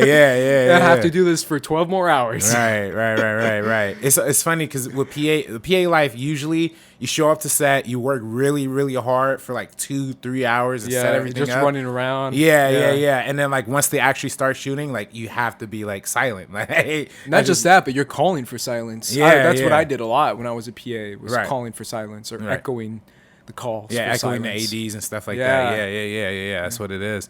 Either way, poor guy. I just think it's funny. He fired the caterer. Yeah, and he's like, "You can't do that. You gotta hire him back because we need food. We need to eat." Well, really, I've honestly heard a lot of stories of directors who would just like walk up to somebody and just fire them on the spot. Yeah. I was one of my professors I guess I shouldn't say that, but I've heard this story from somebody who worked on a Spike Lee film, and they were talking about how how they were setting up a shot, like a morning shot, like an early morning shot, and they had to. This is not about firing, but it's just a random PA story, right? Like they had to get this shot, but there's this milk truck in the way. So then, like, obviously they can't tell the milk truck, hey, get out the shot. So then they literally sent all the PAs over there and helped the milk guy deliver the milk, so they could start setting up the shot, right? That's just the crazy things that like come up on sets. I just had like an idea for like a show, like call it PA stories, and it doesn't have to be big movies. Like if you've worked on short films, like I have, like just random short films from a director and a local director. Right. There is so many insane stories. Like I can personally tell you, and I'm not even like a pro PA, like full level pro PA, like other people are, who can tell you even crazier stories. Yeah. That to the point where everyone's gonna top another one. Wouldn't that be crazy? Because PAs have stories to tell. Right. No, absolutely. And they're all like you. It's like that's not true. Oh, it's true. Yeah. No, absolutely. Salute to Spike though, man. Had one of his biggest, third highest opening weekend for Spike Lee. Oh, how much did it make? I think it was something in the range of. I don't know. I actually don't know numbers. I love numbers, man. But it's number 5. Open number 5. Nice. Top 5. It made 10 mil over the weekend. 10 mil. It's third biggest opening. I loved that movie, Black Klansman. Yeah. Holy crap. I was like, this is going to be good. I'm going to like it. Maybe. But, it's going to be, typical Spike Lee, whatever. And I freaking walked out and I was like, holy crap, that was really freaking good. Like that is legit one of my favorite movies of the year. Freaking good. No, it's amazing. Shout out to Spike Lee. Check out our episode on Spike Lee. Yeah, we did an episode on Spike Lee. Yeah. Because otherwise I would have loved to have done that again. Just to talk about Black Klansman. Because I have a lot to say because it was so good. Yeah, it's Armageddon is crazy. Yeah. The idea of putting a nuke inside an asteroid and the fact that it would just go whoop around the earth is the most insane thing I've ever heard. Right. And the fact that you have to get like professional driller guys who are crazy, who are all insane. Even Steve Buscemi said it himself that they're all insane. Yeah. Love Steve Buscemi in this movie too. This movie's it's got a good cast. What's the guy who my favorite character in this movie? I don't want to ask you because I should know. The freaking blonde cowboy guy in the movie. Oh, I know you're talking about. Owen Wilson. Yeah. Owen Wilson, William Fichtner, Liv Tyler, obviously that. Billy Bob. I forgot about Billy Bob's Thornton. In the movie. Yeah. There's Michael Clark Duncan. And a great performance. R.I.P. Yeah. R.I.P. He's in. Yo, you know what? I just watched The Island today, so I'm noticing you said Steve Buscemi and Michael Clark Duncan both in The Island as well. So, hey, this shows Michael Bay likes his actors. Michael Bay likes his actors, and definitely is. Here's back to what is he trying to say with this movie? I mean, essentially, the whole movie is about the father realizing that his he's daughter. Okay with the love of her life, his daughter going with another guy, right? Also being the guy who he works with, and he doesn't really trust the guy, and all this kind of stuff. This super stereotypical, old-fashioned kind of mentality that Michael Bay tends to have in the majority of his movies. What do you think of that? Do you think there's something there? I mean, he's definitely. I think you got to get the dad out of the way. You got to blow himself up. He got to explode. Daddy's got to go, man. Explode on top of a meteorite in order to properly give his blessing. It's funny because this movie and I think Transformers 4 have the daughter father. The Transformers 4. I'll get into that. That's some weird shit in that movie. Man, we should have called John Roca for Transformers movies. Oh man, I'm about to obliterate them once we get to him. We need a defender for those, man. Oh no, I still don't comprehend it, man. Especially watching these movies again, it's incomprehensible. Oh no, it's so funny. Speaking of Roca, Matt Nost and I went back and forth on movie fights. My first movie fights, it was Matt Nost and I arguing the worst movie of all time to get more than 100 million because there's obviously a ton of super low budget shitty movies. Right. And we were going back and forth. He said Transformers 2. I said Transformers 3. Hey. And that was the movie fight. Hey, and we were man. both like, mine's shittier than yours. Oh, yeah? Well, mine has this shitty thing that happens. And Matt Nost is like, oh, yeah? Well, this one's extra shitty with shitty on top. And we're talking about the Transformers movies. It's the same movie. Yeah, And we're same trying to franchise. beat each other in a movie fight. I just think that's so ironic, the fact that Matt Nost has a show with John Roca. And the fact that we both have mutual hate Right. for the Transformers Venomous movies. hate. Venomous hate. Because they're bad. Yeah. They're bad. And we'll get into it. But yeah, that's my thing with Armageddon. It does have that father-daughter thing and the whole get the daughter out of the way. You got to accept it kind of thing. And Yeah. she's trying to grow up and he's afraid to let his sweet baby girl go. Yeah, Some right. really like 1950s type shit, bro.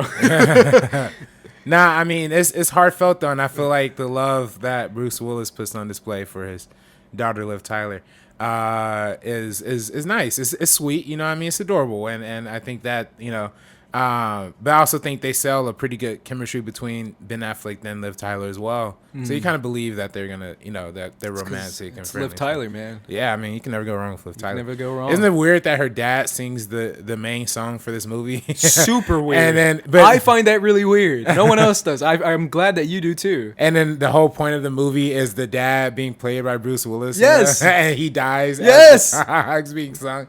That's like Inception. That's meta on top of meta right there. Didn't the song win an Oscar? I know it was nominated. I Best just don't know original if song. it won. Yeah, I don't know either. If but- it didn't, it should have won. Yeah. It's my favorite thing in the movie is Yeah. the song. Speaking of very attractive women, Whoa. let's go to Pearl Harbor Pearl Harbor. and talk about Kate Beckinsale Kate Beckinsale and choosing Ben Affleck over this two time. men Yeah. during one of the most crazy moments in And U.S. history. yeah. Literally the defining moment that was the turning point for the United States in the modern And era. it's all about it's all about Kate Ben Affleck Beckinsale and- trying to pick which one. Right. Oh, man, that Pearl movie's nuts. Harbor, man. What are your thoughts on this movie? Oh man, it's crazy, man. I mean, like I said, I watched it. The 2 times I watched it were in 2 of my history classes. Isn't this movie long as Oh, balls? it's super long. You know, Right? That's my Yeah. problem with Bad Boys 2, and I didn't want to offend Josh so much too, but man, this movie, Bad Boys 2, I can't lie, and I know you like it a lot too, but it drags, bro. Yeah, and I know a man. lot of people don't want to say that it drags, but it drags. hey it just man, it drags. moves for me, man. Oh, it stays drags moving. for me. I'm like, this movie's and this is another one that it's like, oh my god, this movie, you feel the Yeah, length. this one's a little longer, and you know they're trying to sell it off that whole hype that like Saving Private Ryan had like kind of waved in. You know, the I think this was before, wasn't it? I Oh think no, Saving no, Private you're, Ryan yeah, came you're out. right. Saving Yeah. Private Ryan was before. Yeah, but it kind of wrote that wave, right? Like the retelling of the story that you know we haven't heard, or you know it's partially fictionalized. I know for Saving Private Ryan, it's based on the true thing, but they fictionalized a lot of it. This is kind of a similar situation. I don't know if they based it off of anything, but there are real characters in this movie, like the character that Cuba Gooding Jr. plays. That's right, the cook. Yeah, the cook. That's actually a real figure in Pearl Harbor, a real hero. And there's a lot of parts of this movie that are actually like real. It's just framed in this like fictional kind of sappy love story. Oh boy, this movie, this love story, man. So this is Josh Hartnett's kind of come to screen kind of thing. I know he did stuff before this. I think he Well, did TV stuff, right? I don't know. I don't even know who Josh Hartnett is. Josh bro. Hartnett, man, the other guy that. I know he's the other guy. but Oh, I don't know what else is he in. I think he was in like a TV show before this. And now he's in Penny Dreadful. Check out Penny Dreadful. Oh, really? For all you Penny Dreadful fans. Isn't that show over? Yeah, I know it's on Netflix now. Oh, okay, it's dope. You can go watch it on Netflix. Shout Yeah. out to my girl, Eva Green. Ava Green, Eva yeah, Green, yeah. Heard that Dang, show's man. good. I gotta check out that one, The Nick, on Cinemax. yeah. That one I gotta check out. Yeah, Steven yeah. Soderbergh. But anyway, Pearl Harbor has some very tense, dramatic, horrifying moments, which essentially the first half of the movie is a horror movie, right? When it comes to actual bombing and the actual stuff that's going on, it's you imagine, like, I can't imagine that. Like, same with Dunkirk. Dunkirk also showed me the horror of like being on Being a on ship yeah. that's going down is the worst. You like shoot me, please, because I don't want to drown to death on a ship and I'm trying to open the door. Hell no. That's Hey. like the worst way to go. Ace, now I'm offended. What? You've compared Pearl Harbor to Dunkirk. I have. Yeah, It's the same movie, RB3. Get over it. Now I'm offended. And you love Michael Bay. Hey, man. Michael Bay, hire me. Christopher Nolan, hire me too, man. He's just going to walk out. And he's going to be like, I'm sorry. And just walk away. Have you seen that video? Oh, man, no. But anyways, that to me, at least for the most part, I remember watching that. And I watched this movie as a kid. I remember that 100%. Mm-hmm. And thinking, that's terrifying. Like, that's so terrifying. And they portray the angle from the Japanese military. They cut back and forth between that as well. That's right. Some controversy between that kind of representation, at least in the sense that the motivation behind the bombings and stuff like that. Sure. I know a lot of people call that side of the story into question a lot as well. I'm not too familiar about the controversy surrounding this movie, but it's just interesting that this is. When you look at Pearl Harbor, from the perspective of American history books, like this is the moment where, like, the U.S. was like deep in depression. World War II was like already happening everywhere else in the world, but this was like the beginning of U.S. involvement, right? So then, the way it's handled in this movie, at least, it seems very much. I don't know. It seems sudden. I don't know. I guess what I'm getting at here is that we don't receive a lot of context for the rest of the world during this time. You know what I mean? We see at least the rest of America. We like we talk about, Michael Bay is a very pro-military guy. We see it from the naval standpoint, right? From the military standpoint. But I feel like this movie could have been a lot more compelling if it reached outside of that a little bit more. Because obviously Kate Beckinsale plays like a nurse, right? She plays a nurse, right? Mm-hmm. Yeah, she plays like a nurse and wakes up in like perfect makeup like every time she wakes up for some reason. But it's just so I think to me, I think that's what I think the movie could have benefited from was the external perspective a little more outside of the military and the naval and the calling shots kind of deal. I wish it was more personal and the way it explored the time period a little more. So yeah, I mean, we do see a little bit of the Japanese having some dialogue between each other. I just remember that famous line. Yeah. From one of the Japanese generals who says like, "We just woke a sleeping giant" or something like that. Yeah. We just poked the biggest bear or something like that. I forget the exact line, but he says something like that because the U.S. is like the biggest. Right. We picked a fight with the biggest guy in the schoolyard, whatever the line is. Right. I think it's "we just awoke a sleeping giant" is what the line is, but it's that kind of. It's that reflection of patriotism back to the audience, because that's what the audience wants to see. The audience wants to see USA, go USA, America, America, America, America, Right. America, and then the Japanese guy's going like, "Oh shit, we just messed with the biggest guy," and the audience reaction is like, "That's right, boy, that's right." That kind of mentality of super militaristic type of sense of the U.S. military, right? Because this movie is also super military type movie, especially with Alec Baldwin's character. Yeah. But yeah, that's an interesting point. Have you seen Men in the High Castle? I have not. My buddy and I were watching that show, and it's about like other timeline, I guess. What if the Nazis actually won, and what if the Japanese were still basically what if the other side, Axis, the Axis powers won? So it's the Nazis take over like the East Coast and the Japanese take over the West Coast. So they show like a different version of like 1950s, 1960s LA. It's super interesting, but it's one of those things of like back then what the Japanese were like, because if you think of Japanese now, we think of like anime and kawaii and super and technology and like culture being like crazy and funny and cool, but back then it just wasn't like that. It was very traditional. It was very, like Victory type thing. So yeah, that's an interesting point you bring up, because I forget about controversy that was surrounding certain movies. Right. But for the most part, this movie is just a big sappy love story. right. And it's another example of, Michael Bay making an overtly kind of political movie without involving much of the politics in and of itself. I mean, don't we see like an American president Don't we see we see FDR. Frederick Douglass. Jesus Christ. Yeah. We see FDR. Yeah, because he has that scene where he stands up and he's like, "I've had enough of this." Yeah. And he looks like FDR too. Yeah, he really looks like. I remember that too. Not just that, but I forgot Ip Man too. Have you seen Ip Man? The the martial arts movie. Yeah. It's not Bruce Lee. It's Donnie Yen. Yeah, Donnie Yen, but it's about the guy who trained Bruce Lee. Correct. Yeah. It kind of tackles the Japanese-Chinese relations during that time. I don't know if you remember watching that movie, but it also talks about how the Japanese were back then, even invading something like China, and China is enormous, and yet the Japanese were like, "We don't care, boy." Yeah. And how crazy they were, basically.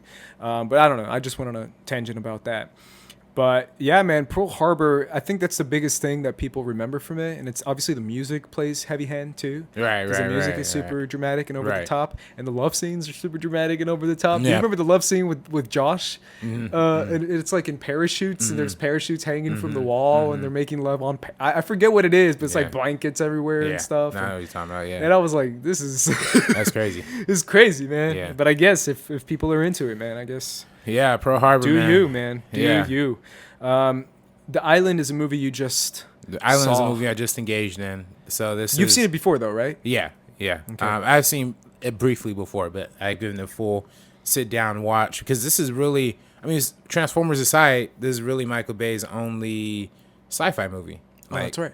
Instead of just a pure action movie. That's a good point. And this it's a movie starring Ewan McGregor, Obi-Wan. My boy, my homie, Obi-Wan. Let's Yeah. go, Ewan.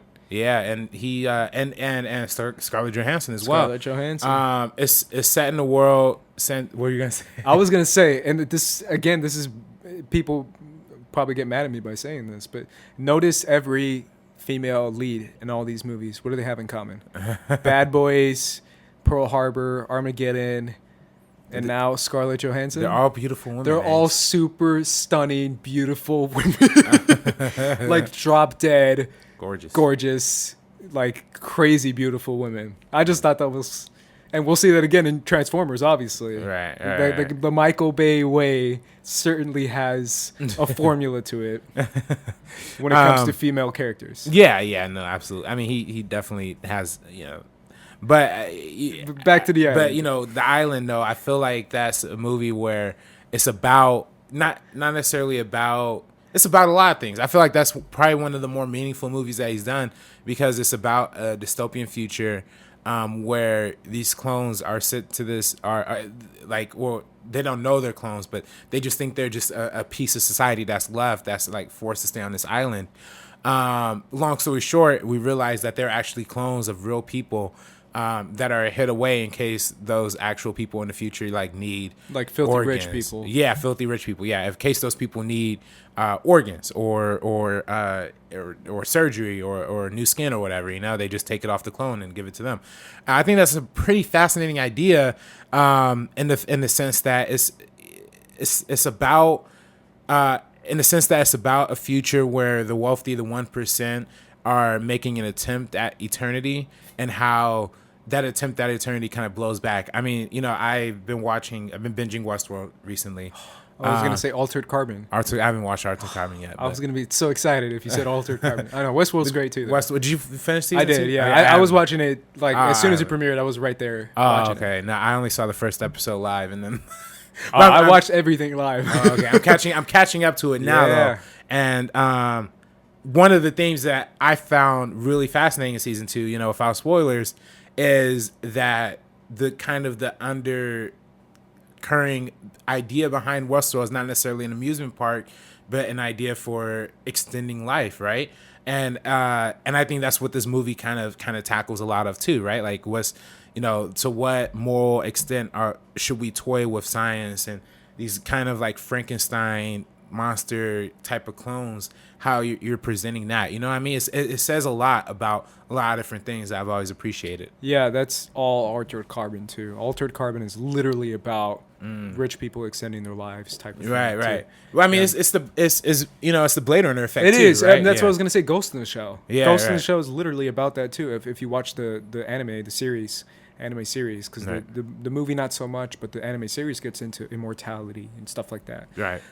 Yeah, literally every cyberpunk type movie or show tackles that. Right. Which is why Blade Runner is a classic.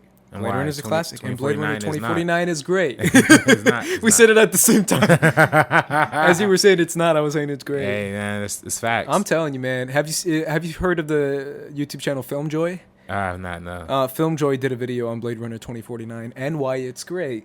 And you should check that out, RB3. I don't need anybody trying to justify to tell you you're wrong. You need someone to tell you you're wrong. I'm right. By the way, you can watch my little clip. There's a little clip from the Wanger show we did in San Diego when I'm arguing for Blade Runner. I didn't even get all the points out. I only have. And you're arguing with Adam, who's like the biggest Denny fan ever. Yeah. Because I remember he's like a massive Denny fan. Oh, he's the biggest. Yeah. And he loves Blade Runner 24, but he got stomped. And listen, if we're to have a serious conversation, Ace, about Blade Runner 2049 one day, I'll lay you out every single scene by scene what I hate. You know what I mean? That's totally a video we should do. 100%. We got to, man. Have to. Yeah, I could go scene by scene of what I think, because I actually do think Blade Runner 2049 is a great film in some sense. Like, there are scenes that are amazing to me. There are also just scenes that I feel like are really bad, but that's just my opinion. The only one that agrees with you is the box office. Ooh, boy. Hey, would I have got nominated for Best Popular Film, Oscars, Oh, dude, don't get me started on that. Why'd you have to bring that up? Now the Michael Bay thing is out the door. We're going to talk about just that. It's the Oscars? Because literally, your tweet was going to be my tweet. Really? That's the dumbest thing I've ever heard, dude. Oh, my God. I think that's like the biggest scapegoat they can do. Yeah. It's like the most like, well, we could nominate these movies, but let's just make up another category, and then we can nominate it there. Yeah. See, guys, we're hip, we're cool, and it's like, oh, this is it's like bad. Best Animated Feature all over again. You know? Dude, it's bad. I mean, it's one of those things where I said it on Twitter. I said it's the idea of like sitting at the table type thing. It's like, you can't really sit at our table, but we made another table. It's kind of cool. I mean, it's a little shittier. It's a little low to the ground. You got kind of shitty seats, but there's cool stuff. It's got cool confetti and balloon, and it's like it's trying to pander so much. Yeah. When it's just like, why can't superhero cool, actual good quality films actually be nominated for Best Picture? Yeah. That's never gonna happen anymore because there's Best Popular Film. Yeah. Oh my God. Black Panther? That's what I'm saying. Yeah. Black Panther is a perfect example of why that's like, well, I mean, not Best Picture, but Best Cool Popcorn Stuff. And it's like, oh, come on, man. Come on. You look at the story of Black Panther too, like that's the most Oscar-rated movie.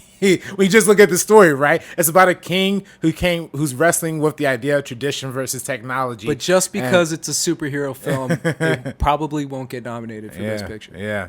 That to me is mind blowing. And you know what's funny to me, man?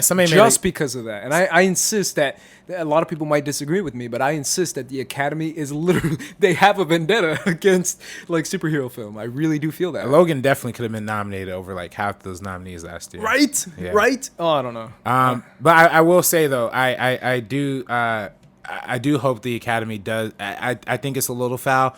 I don't know if they heard our podcast and like kind of misinterpreted what we were saying about how to fix the Oscars.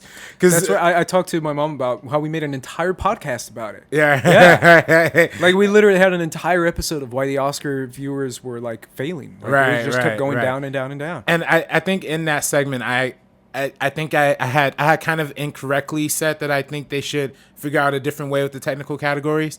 I don't think doing them during the commercials is the right thing at all. I think I don't know. You definitely could have. Somebody made a great point, man. You know that the Oscars spent 21 minutes last year of Armie Hammer throwing hot dogs at unsuspecting people just trying to watch A Wrinkle in Time, but now they're cutting. Commercial breaks. You know what I mean? But cutting the technical categories for commercial. I always said, man, if you want the Oscar viewership to go up, let the short films be public. Let them be on YouTube, man.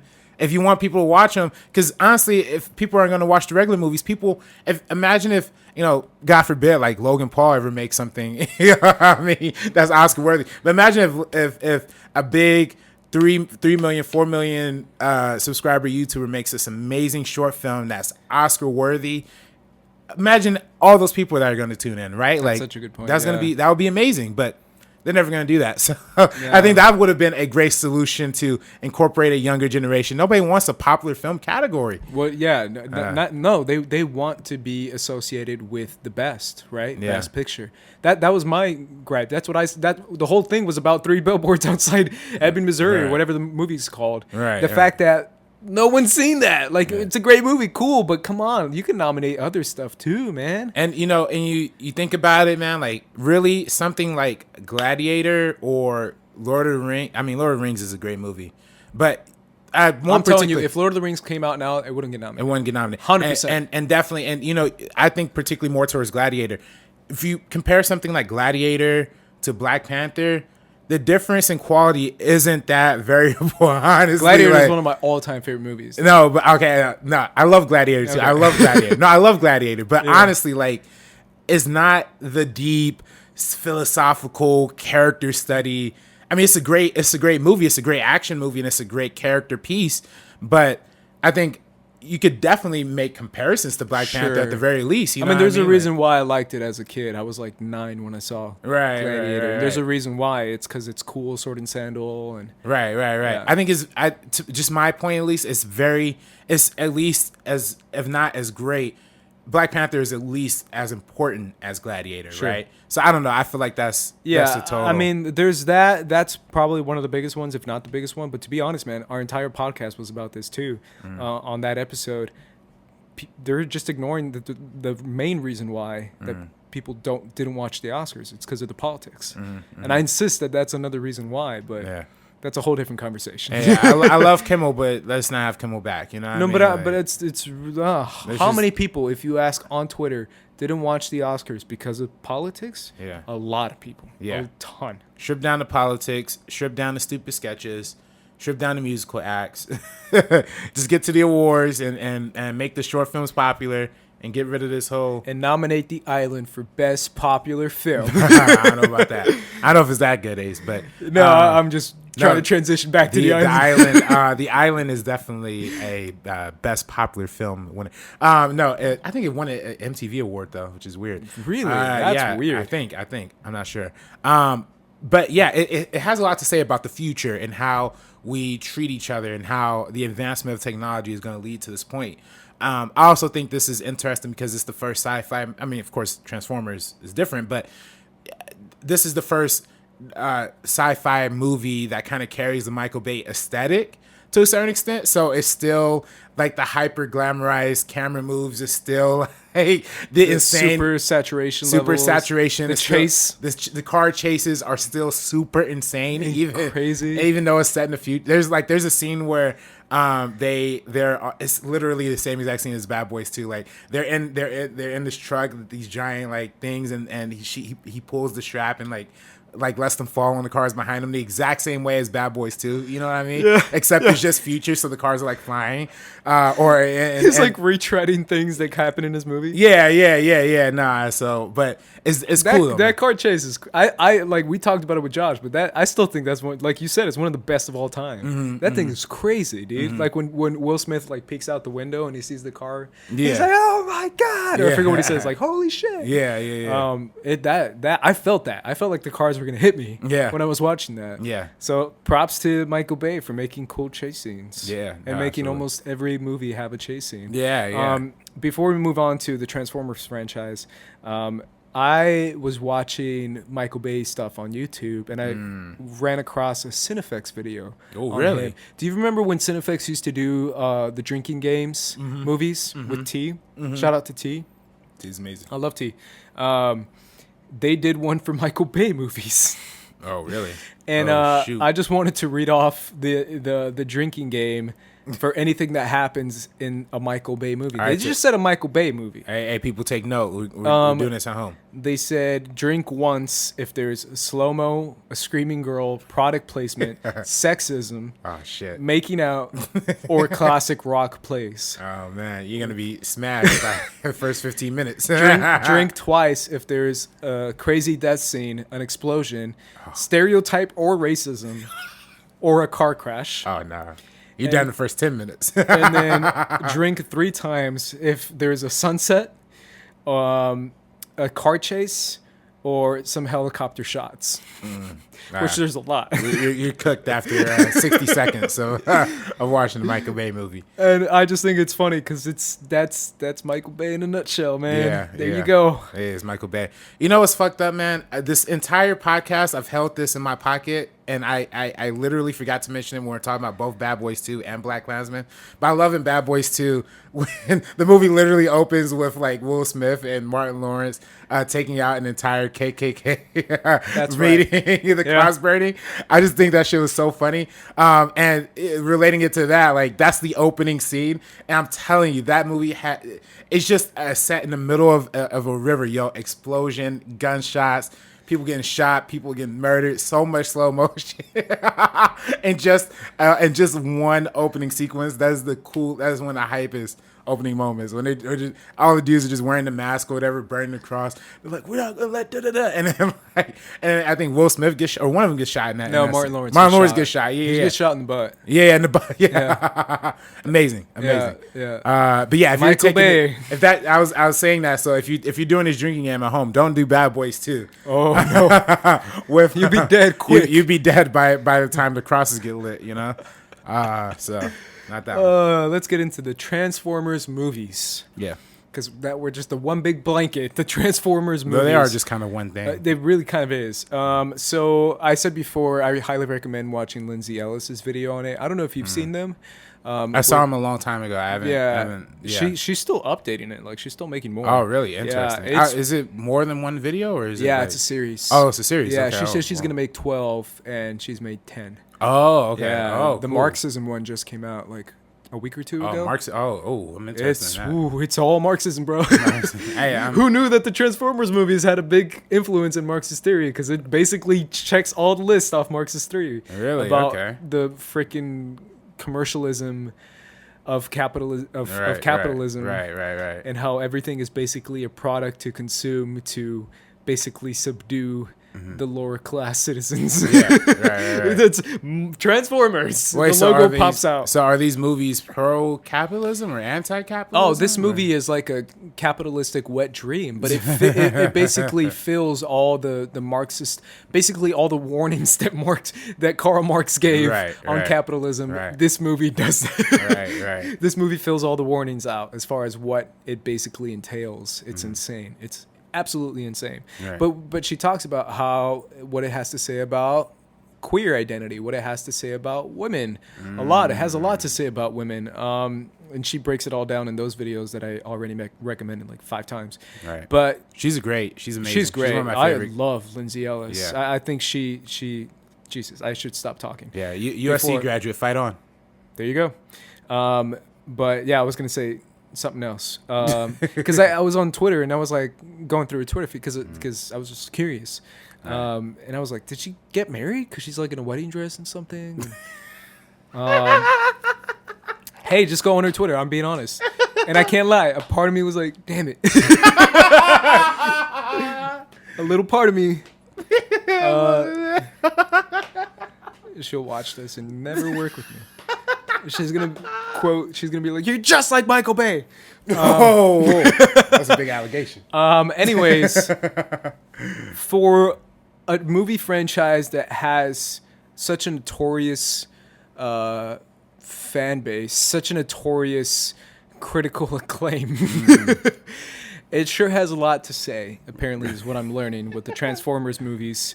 Because to be honest, man, Transformers, rewatching these movies, and I know we just talked about Roka beforehand, but the fact that Roka defends these movies, I'm telling you, man, I've seen a lot of movies, RB3, and I'm letting you know right now, the Transformers movies are some of, if not the worst movies of all time. Oh, man. And that's not an exaggeration. All right, let's take the first one that's out. That's not hyperbole. That's some real shit. No. And if you don't agree, go watch the movie fights where me and Matt knows. Hey, listen, and going back and forth talking about which Transformers movie, which it's the most successful shitty movie franchise of all time. Oh yeah, definitely. I just rewatching these, it gives me confirmation. It's so freaking bad. It's everything that people don't like about Michael Bay to the 10th, nth craziest degree that you can possibly think of. It's It paints awful stereotypes on people of color. It paints awful stereotypes of women. It frames people in horrible ways. And what's worse is that it's just legitimately hard to follow and bad. Yeah, they're hard to follow, definitely. It's so loud. It's so in your face. It has some of the quickest cuttings in any movie ever. And it's awful. It's just really bad. Hey, well, let's hear how you really feel, Ace. No, I'm kidding. I can keep going, man. Hey, listen, I love the first one. I'm gonna say that up front, like no cap. Even the first one is alright. Because everyone's like, "Yo, the first one's good," and I'm like, "Is it though? Is it good? It's not good. Or is it like it's not good? It's amazing. All right. It's amazing, Ace. That's what it is. All right, and I'll tell you why. All right, as soon as that movie started with what's the opening scene of that? Of the first one? The first one, Isn't it his grandfather? Yeah. Yo, and the ice thing with and then it cuts to the class presentation and his dad and everybody. I don't know, man. I love that movie. It feels like a great coming of age story. And you know what? I also love. I think I was referring to the wrong thing, but I also love that scene. I loved all the stuff in the military, that whole military evasion of the Transformers. Oh, that's how it opens. Yeah. I think that's how it opens. Yeah, I think that's what I was referring to. Like that whole thing where like it's just like the one Transformer just wrecking shop on this entire military cool. I can't base. lie. That was kind of cool. That's how you seeing open that in a theaters movie. was kind of cool. That's how you open a movie, man. And that was just that was viscerous. And you see Josh Dunham, is that pronounced? No, Josh something else. Dumal. Josh Dunham is the comedian, right? Yeah. With the puppet. Josh he was on this guy was on General Hospital, right? Yes, Josh Duhamel. Yeah, I don't know. I just know he's married to Grey's Fergie. Anatomy. He's married to Fergie, right? Is he? Yeah. Damn. Yeah. So come up. Anyway, that's good though. Hey, but I love. It's got Tyrese in it. Tyrese, cut that check, Tyrese. Get that check. He's still crying. Hey, man, he's still Some crying. people say he's still crying. Don't take away my baby. Tyrese. I love Tyrese. Bernie Mac, R.I.P. legend. Oh no, Bernie Mac. In this movie. Bernie Mac is amazing. No. Oh man. What's his face? What's his face? The guy from Blackish, Homeboy. Oh, Anthony Anderson. Anthony Anderson. Anthony Anderson with the donuts. I ate the whole plate. I ate the whole plate. And then oh man, I don't know, man. I love every second of this movie. I even kind of a lot of people make the whole joke of the Bumblebee peeing on a dude. I actually don't think that's awful. It is awful, but I do think that scene's terrible. funny. I love his parents, Shia LaBeouf's parents in this movie. They're terrible. This to me is the one movie where like the crass like kind of over the top humor in these movies actually kind of works. Breaking my heart everything you say. R.I.P. Jazz in this movie. Oh, Jazz. Yeah, man, R.I.P. Jazz. What does he say when he first shows up? What's up, little bitches? Yeah, what's up, little bitches? Yeah. Yeah. Hey. I can't lie.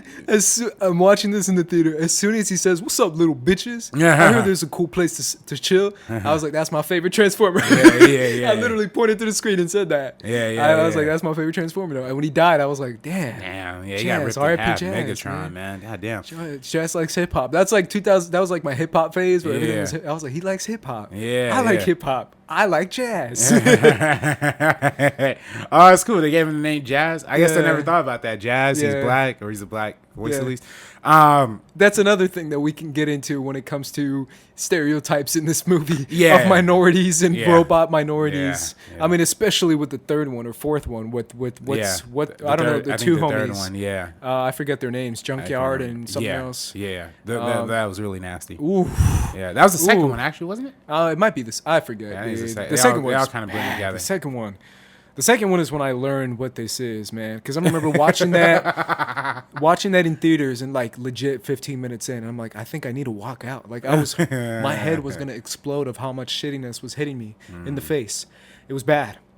But yeah, I mean, the first one's acceptable. The first one's alright. It's Shia LaBeouf. First one's great. Being Shia LaBeouf. It's Megan Fox being really amazingly beautiful, really hot in this movie, and framed in a way that makes you feel like, damn, Michael Bay, this is. I mean, she's supposed to be playing like a 16, 17-year-old, man. I mean, chill, bro, chill. Yeah, it's a little. But watching this in theater and I forget how old I was. I don't know, 12, 13, 14, whatever, however old I was in 2007. Oh, 2007, I was 15.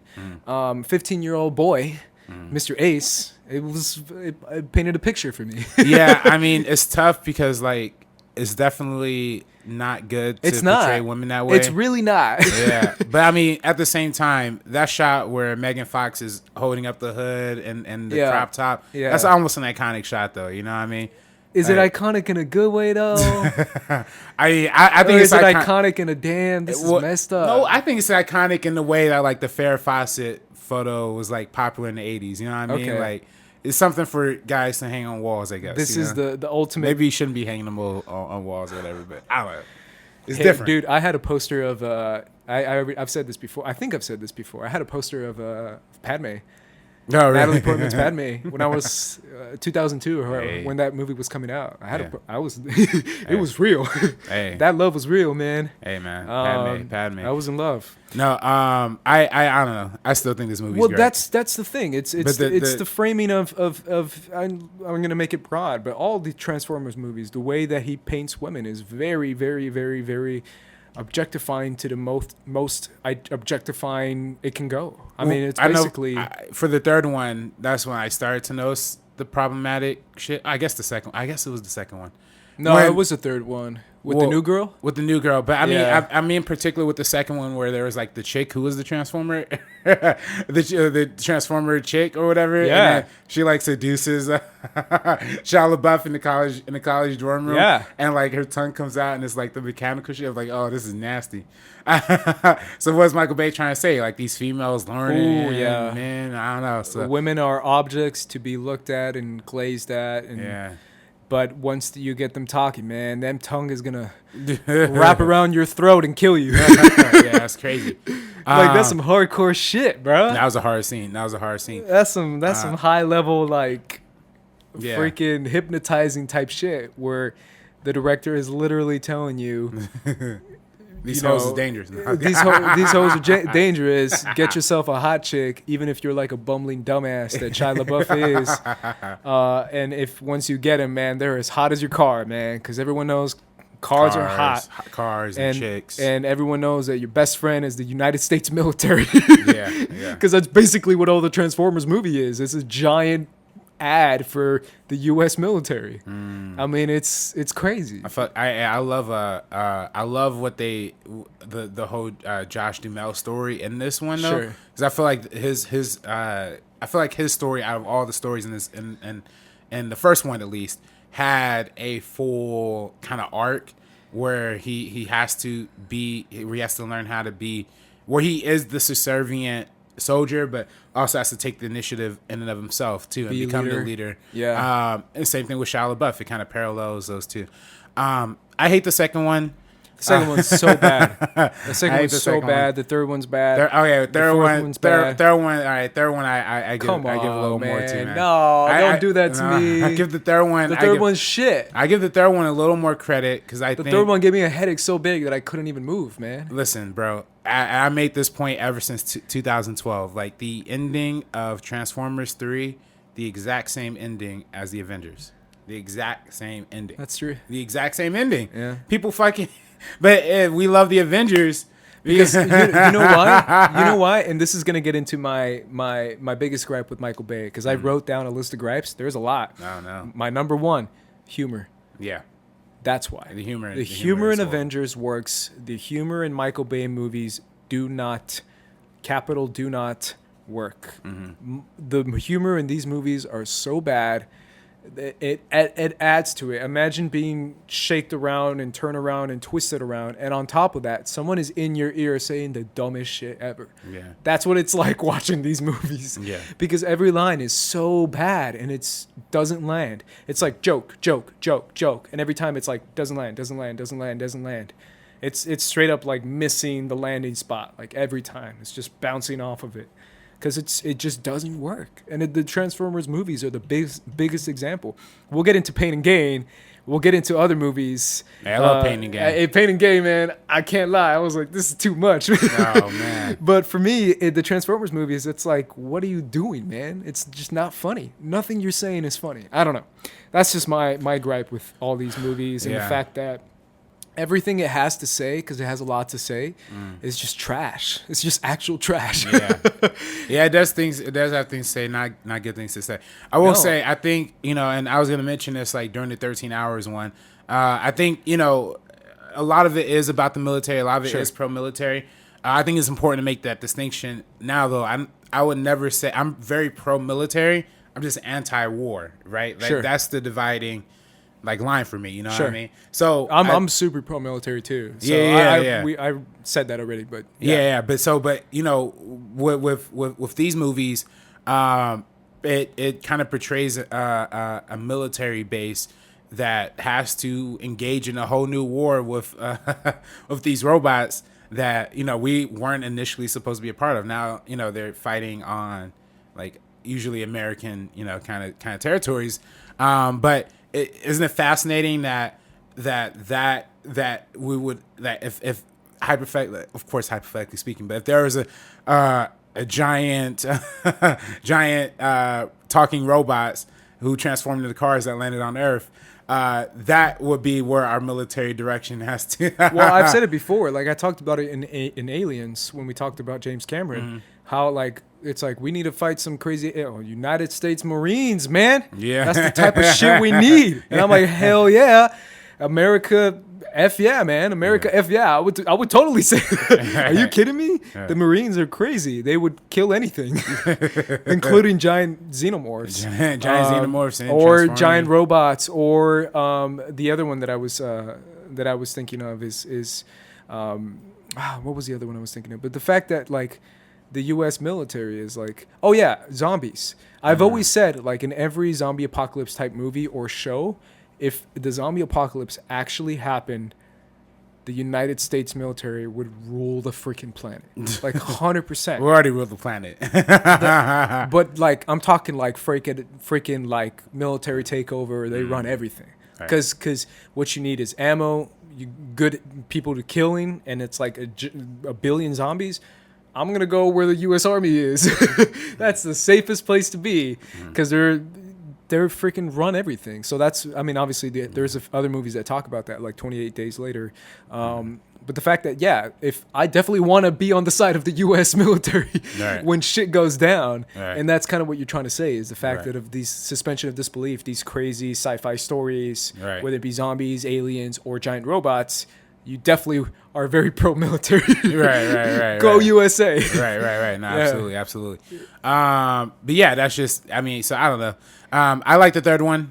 I don't like it. Actually, I don't like it, but I think that one's the least trash out of out of I think the first one's the least trash. No, I think the first one's a great movie. I'm talking from 2 to 5. Got you. The third one's definitely the best. Can you at least agree? Can you agree with that, or?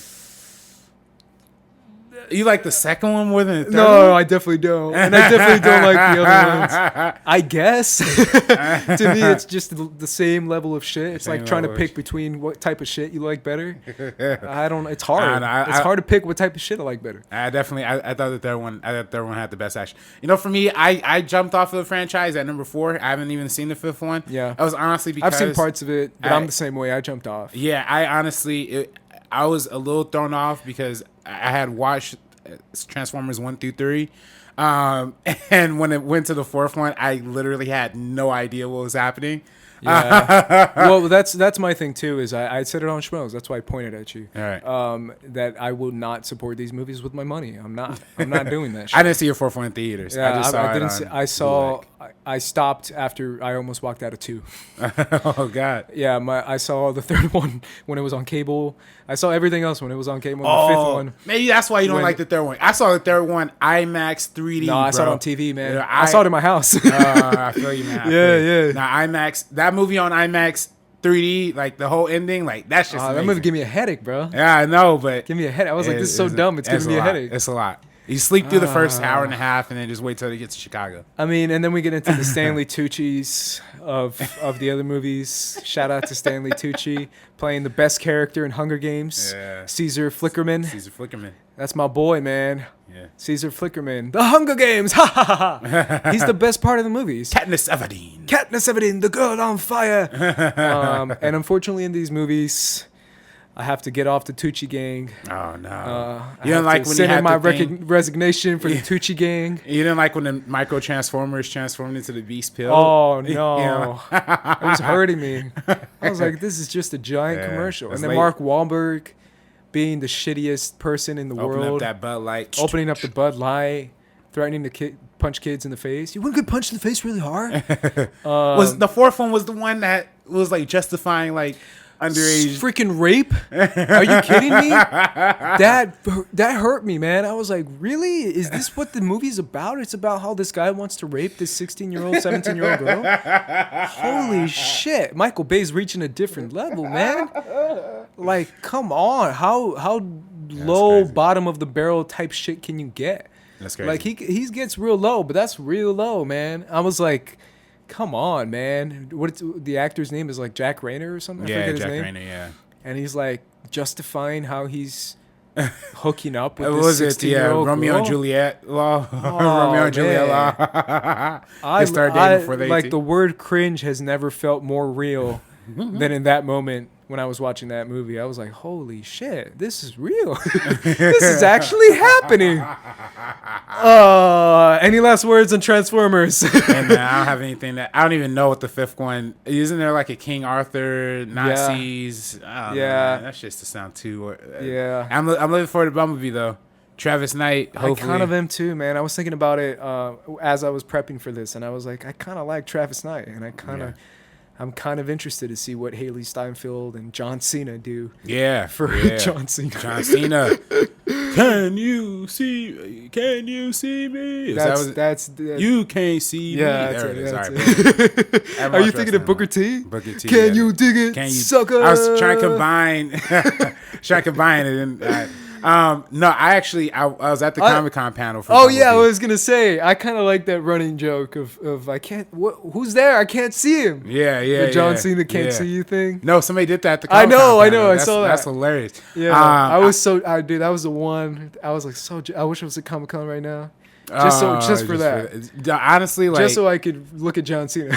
no, you know what? That panel it started off dope because it had the song. They performed the song. I heard about that. Yeah, I can't remember the name of the song, but it's from the Transformers movie. Sure, yeah. They performed it, and it was like a light show, and that was dope. And then it went to like the most boring panel in the world. And then John Cena came out, and it just woke the place up. John Cena out of nowhere. John Cena out of nowhere. Yeah, there's like, guess who's that walking in? You just see John Cena like run in from like the back of the. I wish, and I know. I know it didn't happen, and that's my biggest gripe of whoever organized that shit. Because if I'm the person who's organizing John Cena or whatever, how the hell did you not play the John Cena theme? Dun, dun, The before it builds up. Right. And when you freaking see the guy screaming, Oh yeah, the dudes would have lost it. it would have been so cool if you just hear it and it's like, what's going on? They didn't do that, right? I'm assuming they're not. I don't remember, man. Oh, dude, if they did that, you imagine it's like, what's going on? Like the narrator, whoever it was, the moderator. Yeah. And it would have been like, whoa, is that John Cena? I don't know. They might have honestly done it. They made an entrance though. It was a big entrance. I was gonna say that would have been cool as hell. Yeah. I would have been going crazy. I know Christian and Roka were like losing their minds when that happened. John Cena, man. John Cena's insane. If you Yeah. see his have you seen the reality show? I haven't seen his reality show. No. It doesn't make him look good. Oh, no. It makes him look crazy because he's crazy. We'll learn real quick. Anyways, Pain and Gain. Pain and Gain. With Mark Wahlberg. Speaking of John Cena, speaking of muscles, of giant muscles. This movie, Michael Bay's The Rock obsession with enormous muscles is in this movie. This movie is the buffest movie I've seen, man. Mark Wahlberg looks crazy in this movie, man. Mark Wahlberg is high on steroids in this movie, if that's even possible. His entire performance is roid rage, pure high. Roid rage. He's going on a trip. And his trip is roid rage. Yeah. He's insane in this movie. Like, he looks so big. Because Mark Wahlberg is like my height. Is he really? Yeah. And I'm not a big dude. I'm talking about height. Right. But he's so freaking thick. Yeah, he's white. Like he's like wide boy, hashtag thick boy to the extreme. Biggest muscle shoulders, biggest That is the biceps, biggest little dude I've ever seen. Because like I said before, he's my height. Yeah. To paint a picture, he would That's be crazy. like the size of like this table. Oh man. damn! How tall is The Rock? The Rock is like 6'3". 6'3"? Yeah. Oh, that's not bad. Yeah. Because No, they're- he's like 6'4", 6. Yeah. Well, it's crazy because they're standing next to each other a lot in this movie. Yeah. I'm probably exaggerating. He's probably taller than me. Yeah. I'm thinking of Tom Cruise. Nah, Tom Cruise. He's tall. He's shorter than you, definitely. You think Tom Cruise is shorter than me? I know so. Yeah. My friend and I had an argument because we were watching. I'm a big UFC guy, and we were watching UFC 227. And the UFC 227 was the bantamweight and the flyweight, and it's basically the littlest dudes in the MMA. And him and I were having an argument back and forth, and I was like, "Yeah, that guy's my height," and he's like, "No, he's not. That guy's tiny." And I'm like, "Bro, I'm tiny." Yeah. Like I'm kind of Tom Cruise. I mean, Josh Hutcherson's another homie who's Josh Hutcherson is a real short dude. yeah, he's a small dude. Usher, man. If you meet Usher, Mark in real Wahlberg life- is 5'8". Mark Wahlberg's 5'8". Damn, so he is That's about like your height. right. That's Yeah. basically my height, Yeah, dude. yeah. Yeah. I mean, Damn. same And The with Rock has 7 inches on him. I guess so. Hey, man. How tall is Anthony Mackie then? Anthony Mackie's like 6 foot, man. 6'1", 6'2". Yeah. I thought these motherfuckers was like 6'6" or something. No, man. I'm telling you, man. The way Michael Bay shoots Mark Wahlberg makes him look taller in this movie. Yeah, I was gonna say, like, damn, he's standing next to these dudes, and they like damn near. I'm telling you, man. It's the way you shoot him. Anthony Mackie's not. He's 5'10". He's So he's 5'10". not that tall. Okay, just But The either Rock way, size overall. like you can shoot shorter dudes and make them look taller. It's Right. possible. right. It's the power I mean, that's of an Tom apple Cruise. box. That's all of Tom Cruise's career. That's It's all like, of Tom man. Cruise's career is apple box, man. Shout out to that clutch apple box. Yeah, nah. But I don't know. You like this movie? I like this. You don't movie think a it's whole lot. mean spirited? I think it's a Because little I think it's mean spirited. No, I think it's mean spirited, but I love the fact that it's mean spirited. To me, this is like low humor. Like it's like low, like the type of stuff you're laughing at is stuff you shouldn't be laughing at.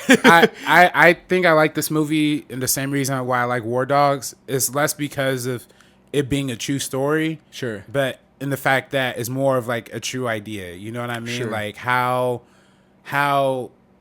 throughout our entire lives as Americans, we are preached this whole idea of the American dream, right? You can make it, you can be successful, you could, do it. And this movie kind of takes that and like satirizes it all the way.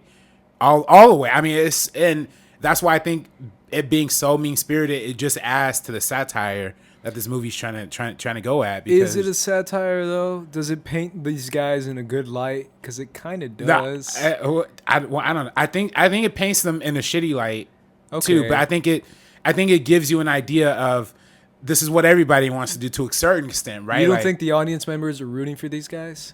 you're supposed to be rooting for these guys, and I think that's the point. Like you're rooting for these guys because you could relate, right? You could relate to being broke. You could relate to like hating your job. You can relate to all of that. So once you start doing shady shit, you're doing it because you're just trying to get by. And I think that's why I think that this movie is a kind of commentary to play on. Hey, this is the American dream. Nobody else is doing it for me. I'm just gonna. If it's gonna take me to kidnap and murder somebody to make $1 million, then that's what I'm gonna do. And I think it kind of plays on that, it satirizes that to a whole lot. So I quite enjoy this movie on that front. And of course, the whole angle of it being a true story and not being sensitive to the actual victims, I think that's a very legitimate concern, and I think that's very true. I mean, that's something that should be taken into consideration, right? That's my biggest gripe. Right. One of my biggest gripes. Right. With the movie. Right. I just think the way it satirizes, like at the end when a dude, at the end when Ed Harris's character is kind of sitting on his like lavish boat houses and all these like lavish and on his on his deck for his whole thing, like he's like, oh, I just want to enjoy the simple things in life. that is so. That, I mean, to me, that is so contradictory. It has to be satire, right? To a certain extent, unless I guess it just depends on how you view Michael Bay. Is he too dumb to know that what he's doing is contradictory and inconsistent, or is it Or do you think Michael Bay's smart enough to consider that, to know that it's satire and plays on that? You're asking the wrong guy, man. I choose to think that it's satire. I choose to think he's dumb. But I don't know. So that's where I have an affinity for this movie. Not so much of a sense of it being this like amazingly true, gritty, true story or whatever. But I love the satire of it. What do you think about The Rock in this movie? I love The Rock in this movie. Yeah, he's dope. I mean, he's silly, and it breaks the convention of The Rock being like the usual tough guy.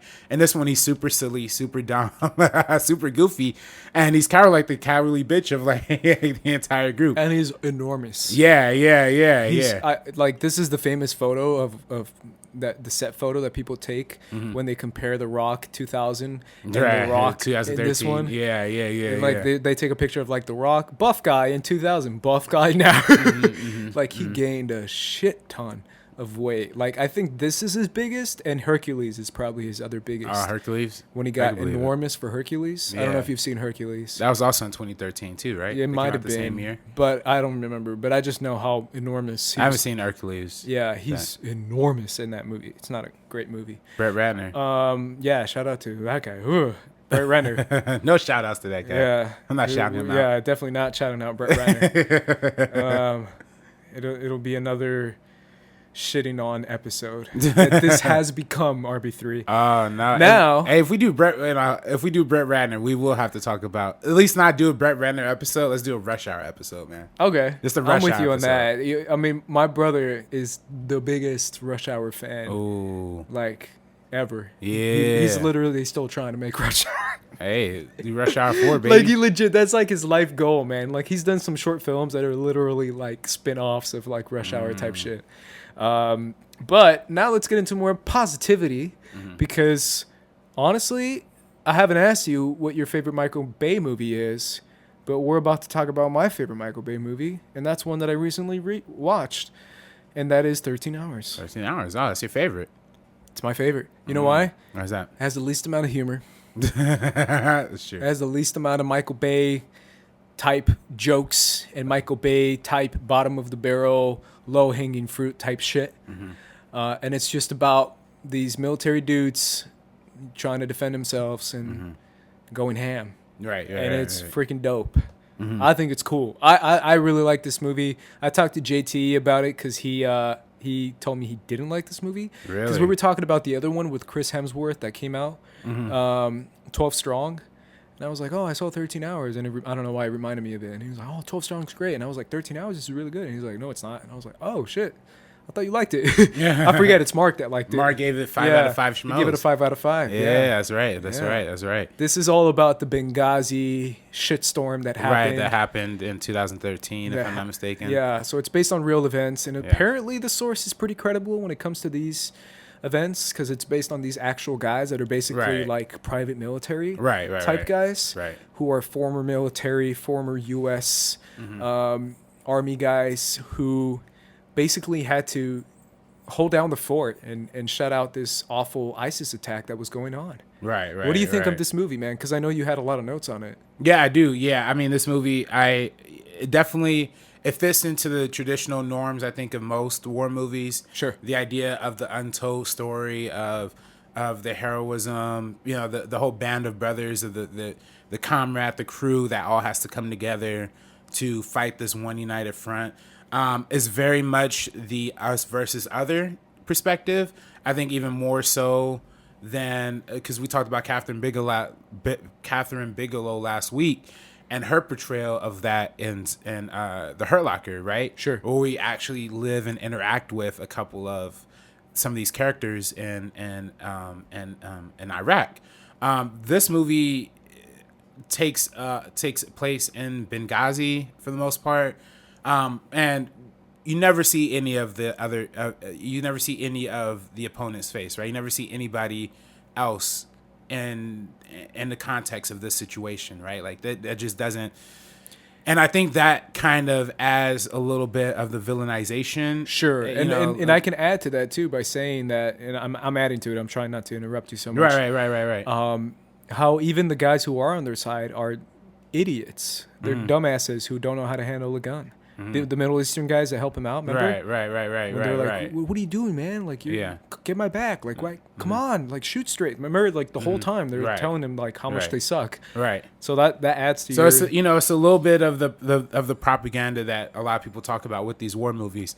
But then again, that's what happened. Yeah, like a shit ton of ISIS people just decided to tear shit up, and it's like, and absolutely, and and that's where I think I have kind of a debate in this movie. Is when I watched this movie in one of my classes for postmodernism, right, at USC, and after we watched the movie, the tradition is we talk about the movie afterwards, and it was weird because this was one of the more eye-opening experiences for me upon what young people think of the military per se, because to my surprise, I just watched it. I just thought it was like a cool war movie. I just thought it was a normal, pretty a very well done war movie. But afterwards, people were like going in on it. They were tearing a new asshole, saying, "Oh, it's the Fox News propaganda. It's they're portraying these men as superheroes. They're not doing anything heroic." Da da da.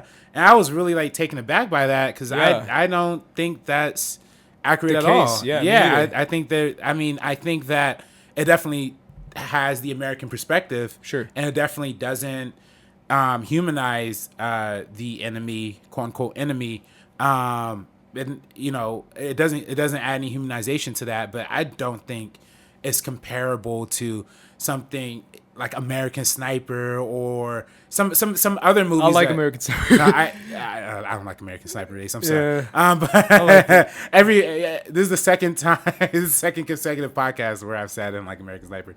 Well, I call it American Sniper propaganda at least, but I think that one is a legitimate example of that. Sure. I don't think there's any problem in celebrating heroism, and especially faced with those kind of circumstances. You know? So I don't know. It was taken aback by like that whole. I 100% agree. I really feel like there is this unnecessary hostility towards military people and military coming from the left. Yeah. I had a conversation about it with a friend of mine who was in town from Phoenix, and because she's from Phoenix, that already means super right, like super right, like super red, like it's red. Right.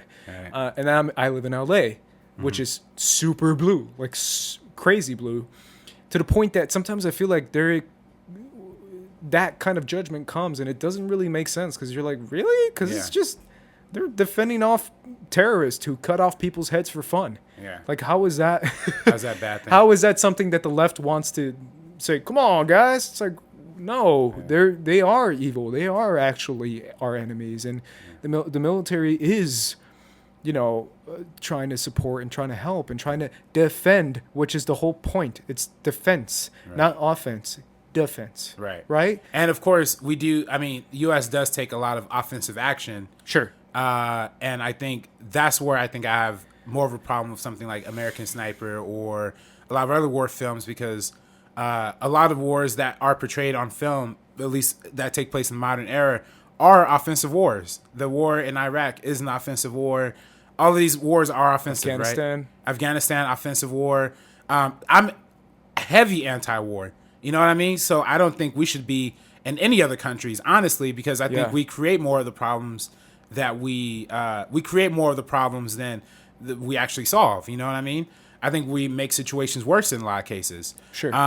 But that being said, I'm not gonna point the finger at the soldiers, at the people who are actually doing the fighting.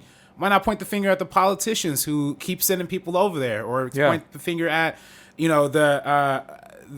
crazy fear mongering that a lot of times the media is responsible for as well. So I think that for me, I think that people who are anti-military aren't really understanding of what they do and what they're up against, and the fact that they're put into those situations by a government that don't necessarily, that I frankly think go to war for the purpose of making money. So that's my problem, So, but I think in the case of 13 Hours, and that's why I kind of took objection to it. It's private. These are private military guys. These aren't U.S. soldiers, and it's not like they're actually just helping Americans for the sake of it. Like, they're not even carrying any kind of political agenda. And I think that's where Michael Bay is coming at this movie from too, because like I said before, there's no mention of Hillary Clinton, who was the Secretary of State at the time. And the emails kind of indicate that she knew about the whole attack and all that stuff. They don't point the finger at her. They don't point the finger at Obama. There's brief mentions of politics, but it essentially is just the movie of the heroism. And I think there's nothing wrong with celebrating 100% agree with you, because these guys were heroes. 100% absolutely agree. And for me too, I really do feel like this is a fun movie to dive into certain actors, right? Because what's his face? John Krasinski. Quiet Place. Yeah. This is where he got buff. That's what I'm saying, right? Because this is like when John Krasinski was basically proving how he can be like a leading man and like a leading type man for like action movies. Because now he's doing the Jack Ryan series on Amazon. Yeah. And if you've seen clips of that, it's basically this. It's just him kicking ass.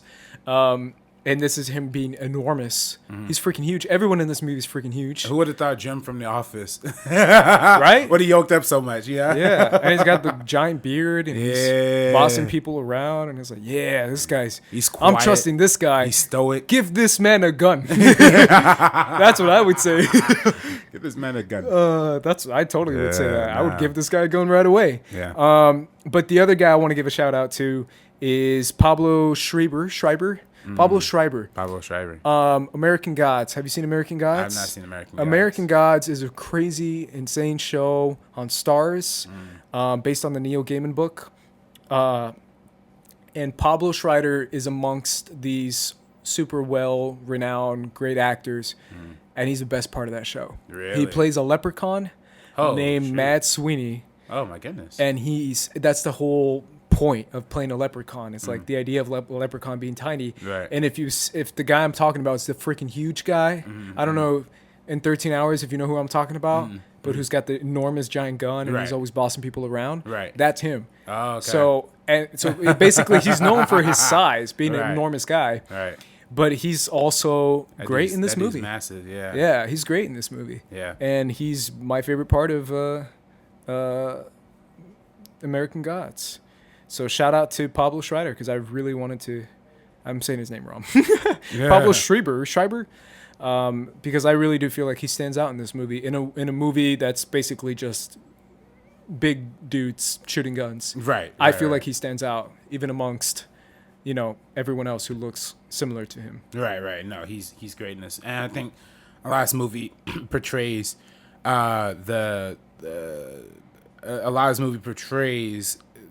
the condition of being over there too, right? Like how you have to have a certain amount of discipline and how you're going to be able to fight your family. I know for this movie, I think this movie actually has like an all male cast. I don't even know if there's like any females in this movie. The only female is that one of the politicians. Yeah, exactly. That he's defending. Yeah. And but a lot of the talk is about the life at home, right? What are we going to do when we get out of this situation? What do we do when we get back? All that kind of stuff. So yeah. It's just fascinating that this movie comes from an all male perspective. So there's less of the feminist problematic. Are you? Come on, right? Think about it. This is why it's my favorite Michael Bay movie, man. Because it doesn't have. It just focuses on one story, telling that story. That's it. Yeah. No stupid jokes. No bottom of the barrel type humor like in Pain and Gain. No, it's just straight up just these guys doing what they do, man, kicking ass, and defending people that need to be defended. right. Because that's the job. Right. So yeah, all credit to those guys in real life because they're obviously real. Yeah. And credit to Michael Bay for making a movie that's actually good and watchable. No, absolutely. And making another long movie, because this movie's long as hell, too. That movie's crazy long. But yeah, that's pretty much it. That finishes our conversation on Michael Bay. Hopefully you guys learned something. If you did, it was probably from Josh Macuga. Yeah. And not from us. No, I'm kidding. Macuga. But yeah, guys, let us know in the comments down below. What is your favorite Michael Bay movie? What is your thoughts on Michael Bay? What do you feel like he has to say throughout his movies? Because you guys might have different opinions than we do. You guys might have similar opinions. Whatever it is, let us know in the comments down below on YouTube. For anyone who's not listening on YouTube, come on over to YouTube. and leave us a comment so we can read it on the show and we can give you a shout out and say your name and mispronounce your name probably. Right, probably. Also, please, people, at the top of the link of this description is a link to my road project from the road real competition. Yeah, get it. So please click on that link. Give me a quick vote.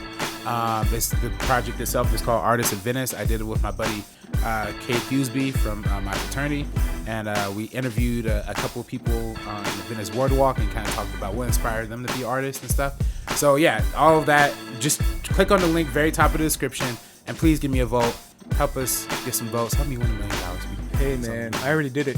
I did it, man. Oh, Ace. I voted. The GOAT. I needed to vote. Ace the GOAT. Thank you, man. Yeah, go do that. Go follow Josh Macuga. Yeah. Go give him a shout Yeah, out. Josh Macuga. Hashtag. Please, everybody, please get this dude on Jeopardy. Let's really Make get it this dude happen, on man. Jeopardy, Make it happen. Make That's it crazy. Hashtag Josh Macuga for Jeopardy. the voice of the people, man. All right, guys. For the Meaning of Podcast, I'm Ace. This is RB3. And we are peacing out. Peace out, guys.